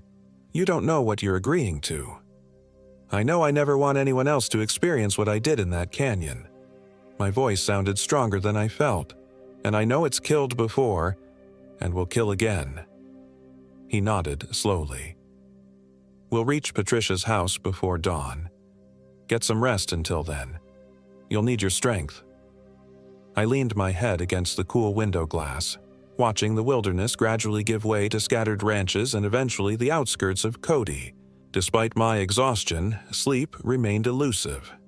Every time I closed my eyes, I saw that wavering form pointing at me, speaking my name in stolen voices. As promised, we reached a modest home on the outskirts of town just as dawn broke. Patricia Coleman was a small, wiry woman in her 70s with sharp eyes and silver hair pulled into a tight bun. She opened her door before we could knock, as if she'd been expecting us. "You brought it here," she said accusingly to Elias, though her eyes were fixed on me. "We banished it temporarily," he replied, "but we need your help with a permanent solution." She reluctantly stepped aside to let us enter. The interior of her home was cluttered with artifacts from around the world: tribal masks, stone carvings, ancient-looking weapons mounted on walls. One entire room had been converted into a library with floor-to-ceiling bookshelves filled with academic texts and handwritten journals. Over strong black coffee, I recounted my experience while Patricia listened intently, occasionally jotting notes in a leather-bound journal. "The Absaroka entity," she said when I finished. "I've tracked reports of it for decades. Different descriptions, different names, but always the same behavior patterns." She flipped through her journal to show me newspaper clippings dating back to the 1800s. Reports of disappearances, strange sightings, lone survivors with wild stories. "Can it be bound?" Elias asked. "Permanently." Patricia studied me with those penetrating eyes. "Theoretically, yes, but the ritual is dangerous, and it requires something intimate from the connected individual." "Intimate?" I asked, unease crawling up my spine. "Blood is traditional," she said matter-of-factly. "But in your case, something else might work better. You're a nurse, yes? You've been exposed to death, suffering. You've developed certain barriers psychologically." I nodded cautiously. "What works best against these entities is vulnerability, emotional openness." She leaned forward. "The ritual requires you to lower those barriers completely, to become psychically open." "Open to what?" "Everything, including the entity itself." The implications sent a chill through me. "It could possess me." "It could try," she admitted. "The ritual creates a moment of connection, like opening a door between you and it. I'll use that opening to bind it to an object, but during that moment of connection, I'd be defenseless," I finished for her. "Not entirely. Your will matters, your determination to survive." She rose and went to a cabinet from which she extracted a small wooden box inlaid with silver. "The ritual must be performed at twilight, when the veil between worlds is naturally thinner. That gives us time to prepare." The hours that followed were a blur of preparation. Patricia and Elias gathered materials and arranged them in her basement, a space converted into what she called her workroom. Symbols were drawn on the concrete floor in white chalk, Candles were positioned at precise intervals. In the center, they placed an antique silver mirror, which would serve as the binding object. I spent the time in a state of nervous exhaustion, alternating between fitful naps and periods of tense wakefulness. My thoughts kept returning to that moment in the canyon when the entity had spoken my name. The violation of that moment felt intimate in a way that physical danger never had. As the afternoon waned, Patricia came to find me in her guest room. "It's almost time," she said, setting a bundle of white cloth on the bed. "Wear this. No metal, no synthetic materials, nothing that could interfere with the energetic connection." The garment was a simple shift dress made of undyed cotton. After changing, I followed her downstairs to the workroom. Elias was completing the final preparations, lighting candles that gave off an aromatic smoke. The basement walls had been covered with tapestries depicting symbols similar to those on the floor. "The binding object is ready," Patricia said, indicating the silver mirror positioned in the center of a complex chalk design. "Once the entity is drawn to you, I'll recite the binding words. When I give the signal, you must look into the mirror while maintaining the connection to the entity." "How will I know when it's here?" I asked, my voice barely above a whisper. "You'll know," Elias said grimly. They positioned me in the center of the chalk design, standing before the mirror. Patricia pressed a small knife into my palm. "When the moment comes, when you feel its presence most strongly, make a small cut here," she instructed, indicating the fleshy part of my thumb. "The blood creates the final connection we need to complete the binding." "Will this destroy it?" I asked. Patricia and Elias exchanged a look. "No," she admitted. "These entities can't be destroyed by any means we know. But once bound to the mirror, it will be contained. Powerless. I have a secure location where the mirror will be kept, surrounded by protective measures." It wasn't the answer I'd hoped for, but it was better than allowing the thing to roam free, hunting others as it had hunted me. As the sun set, casting long shadows through the basement's small windows, Patricia began the ritual. She circled the chalk design, sprinkling a mixture of herbs and what looked like bone fragments while chanting in a language that reminded me of what Elias had used during the banishment. The air in the basement grew heavy, charged with something I couldn't name. The candle flames stretched tall, then bent sideways as if in a strong breeze, though the air was still. "Now," Patricia said, her voice tight with concentration, "lower your barriers. Think of the entity. Feel the connection that still exists between you."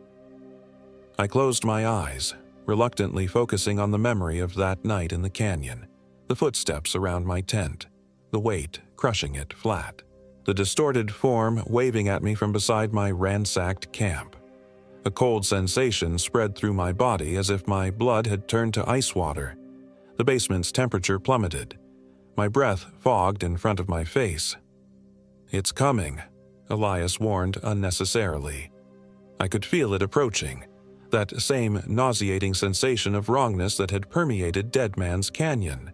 The candles flickered, then went out simultaneously, plunging us into darkness. Only the faint glow of twilight through the small basement windows remained. In that dim light, I saw my breath forming strange patterns in the air, not the random clouds of normal exhalation, but deliberate shapes that writhed and twisted before dissipating. "Don't break the circle," Patricia commanded as Elias moved to relight the candles. "Let it come. We need it fully present." A whisper filled the room, seeming to come from everywhere and nowhere. My name, repeated over and over in different voices, different tones. Some pleading, some angry, some barely audible. "Emily. Emily. Emily." The silver mirror before me began to cloud, its reflective surface turning milky, then dark. Instead of my reflection, I saw the stone formation from the canyon, then my shredded tent, then Elias's cabin with its door blown outward. It was showing me where it had been, tracking me. The temperature dropped further. Frost began forming on the basement walls, creeping patterns of ice that mimicked the chalk symbols on the floor. "Now," Patricia said, her voice steady despite the supernatural cold. "Make the cut." With trembling fingers, I pressed the knife to the fleshy part of my thumb. The small pain was shockingly normal, an anchor to reality amid the surreal scene unfolding around me. Blood welled from the shallow cut. "Look into the mirror and let a drop fall onto its surface," Patricia instructed, beginning a new incantation. Her voice took on a resonant quality that seemed to vibrate through my bones. I stared into the darkened mirror, watching as it showed me more scenes, places in the Absaroka Range I recognized from my hike. The images shifted faster, becoming a blur of wilderness and shadow. As the first drop of my blood fell toward the mirror's surface, everything went still. The whispering stopped. The frost ceased its spread. Even Patricia's voice faltered mid-syllable. In that moment of perfect silence, I felt it. The entity's full attention focused on me like a physical weight. The air before the mirror distorted, that now familiar wavering taking shape inches from my face. Where the entity's features should be, I saw only darkness deeper than the unlit basement, a void that seemed to absorb light rather than merely lacking it, but within that darkness, something moved. Something watched. My blood droplet hung suspended in the air, caught in the moment between falling and impact. The entity reached for the hovering drop with a limb that wasn't quite an arm, ending in something that wasn't quite a hand. As it touched my blood, a connection snapped into place between us, a psychic bridge far stronger than the tether I'd felt before. Suddenly, I wasn't just in Patricia's basement. I was also somewhere else. Somewhere ancient and cold and utterly alien. A place of in-betweens, not quite physical, not quite immaterial. The entity's home. Through the connection, I could sense its thoughts. Not words, but impressions. Hunger, curiosity, a terrible, insatiable need to understand by taking, consuming, becoming. It had been collecting pieces of humans for millennia. Names, voices, memories. It wore them like ill-fitting clothes, trying to comprehend what it could never truly be. And now it wanted me. Not just my voice or my name, but everything. My entire being. I felt it pushing against my mind, seeking entry. The sensation was horrific, like fingers probing for weakness along the seams of my consciousness. "The mirror!" Patricia shouted, her voice sounding distant despite her being only feet away. "Focus on the mirror." The blood droplet finally completed its fall, striking the silver surface with an impact far louder than should have been possible. The sound reverberated like a gong being struck. Patricia's incantation reached its climax, words flowing too fast for me to distinguish individual sounds. The chalk symbols around me began to glow with a pale blue light. The entity recoiled from the sound, the connection between us stretching thin but not breaking. It knew what was happening now. It understood the trap. With a renewed assault of terrifying intensity, it battered against my mental defenses. Images flooded my mind. My body walked back through the canyon alone, my hands tying knots in climbing rope, my neck positioned within a noose of my own making. It was showing me my death, trying to overcome my will to live. "No," I whispered, focusing on the mirror as Patricia had instructed. "You can't have me." The entity changed tactics. Suddenly, I saw Sarah, Elias's granddaughter, a teenage girl with his same blue eyes, screaming as the entity pulled her into the darkness. I saw others too, dozens of victims over decades, centuries. Their terror, their final moments. "Help us," they seemed to plead. "Stop this. Let us go." "It's lying," Elias shouted, his voice breaking. "Those souls are gone. It's manipulating you." The connection between us hummed with malevolent energy. I could feel the entity's growing desperation as the binding ritual neared completion. The mirror was pulling at it now, silver surface rippling like liquid mercury. In a final, violent effort, the entity showed me one last vision. Myself, remaining in that in-between place forever, neither living nor dead, caught in an eternal moment of terror as it slowly consumed my essence over centuries. But in showing me this, it made a critical mistake. It revealed its fear. It feared being trapped as much as I feared being taken. I seized that realization, pushing back along our connection for the first time. I was not merely resisting now, I was attacking. "You're afraid," I said aloud, my voice growing stronger. "You've been alone for so long, taking pieces of others because you can't bear your isolation. But you'll never understand what you steal. You'll always be empty." The entity recoiled from my words as if physically struck. The chalk symbols flared blindingly bright, then rushed inward toward the mirror like water down a drain. Patricia spoke a final word that seemed to crack the air itself. The entity released a sound of pure anguish, a scream that contained every voice it had ever stolen, including my own. The wavering distortion stretched, thinned, and was violently pulled into the mirror's surface. The silvered glass bulged outward for an instant, as if something were pressing against it from within, then flattened with a sound like thunder. The basement plunged into absolute darkness, then lightness. When my vision cleared, I saw the mirror lying innocuously on the floor, its surface once again reflective and still. Patricia collapsed to her knees, exhausted. Elias steadied himself against the wall, his face ashen. "Is it done?" I asked, my voice raw. Patricia nodded weakly. "It's bound, contained." She gestured to the mirror. "But the binding must be maintained, protected." Elias approached the mirror cautiously, producing a velvet bag with symbols embroidered on its surface. Using tongs rather than his hands, he carefully lifted the mirror and placed it inside the bag, drawing the strings tight. "What happens now?" I asked as we made our way upstairs, leaving the chalk symbols behind. "Now we secure it," Patricia said. "I have contacts at certain institutions that specialize in containing objects like this, places with adequate protections." "And me?" I looked down at my bandaged thumb, the small cut now a permanent reminder of my connection to the entity. "The connection is severed," she assured me. "But I won't lie to you. You've been marked by this experience.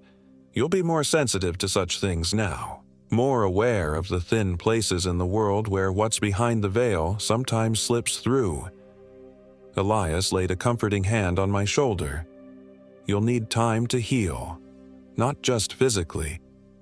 I nodded, suddenly overwhelmed by exhaustion. The past days felt unreal already, like a nightmare that was fading around the edges but had left deep impressions on my psyche. 3 days later, I watched as Patricia handed the velvet bag containing the mirror to a severe-looking woman who had arrived in an unmarked black SUV. No introductions were made. No organization was named. The woman simply nodded, placed the bag in a small steel case, and departed as quietly as she had come. "Will it hold?" I asked after the SUV had disappeared down the street. "The binding is strong," Patricia said, "and where it's going, there are additional layers of protection." I left Cody the following day, driving my recovered vehicle back to Cheyenne with a new perspective on the world and its hidden dangers. Elias had retrieved my backpack and surviving equipment from the canyon, though I doubted I would ever use them again.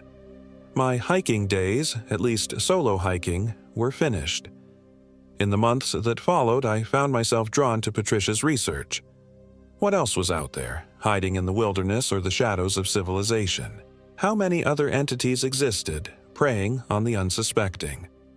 I began corresponding with both Patricia and Elias, eventually contributing to their documentation efforts. My nursing career continued, but with a new focus on emergency mental health services. I understood trauma now in ways I hadn't before. When patients came in with stories that sounded impossible, I listened with an open mind rather than immediate skepticism. Sometimes, on the edge of sleep, I still feel a phantom connection, a tug on my consciousness from something far away and securely contained.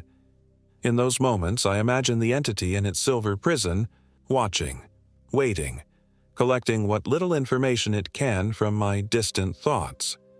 But the fear those moments bring is manageable now.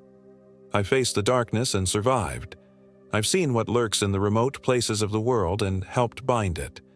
And when hikers come into the emergency room, speaking of strange experiences in the Absarokas or other wilderness areas, I listen carefully. I ask specific questions. I take notes that later make their way to Patricia and Elias, because while one entity is bound, others still roam free. The thin places still exist, and someone needs to know what signs to look for, what warnings to heed. Someone needs to remember that not all trails lead to places humans were meant to go, and that sometimes the legends about places like Dead Man's Canyon exist for very good reasons.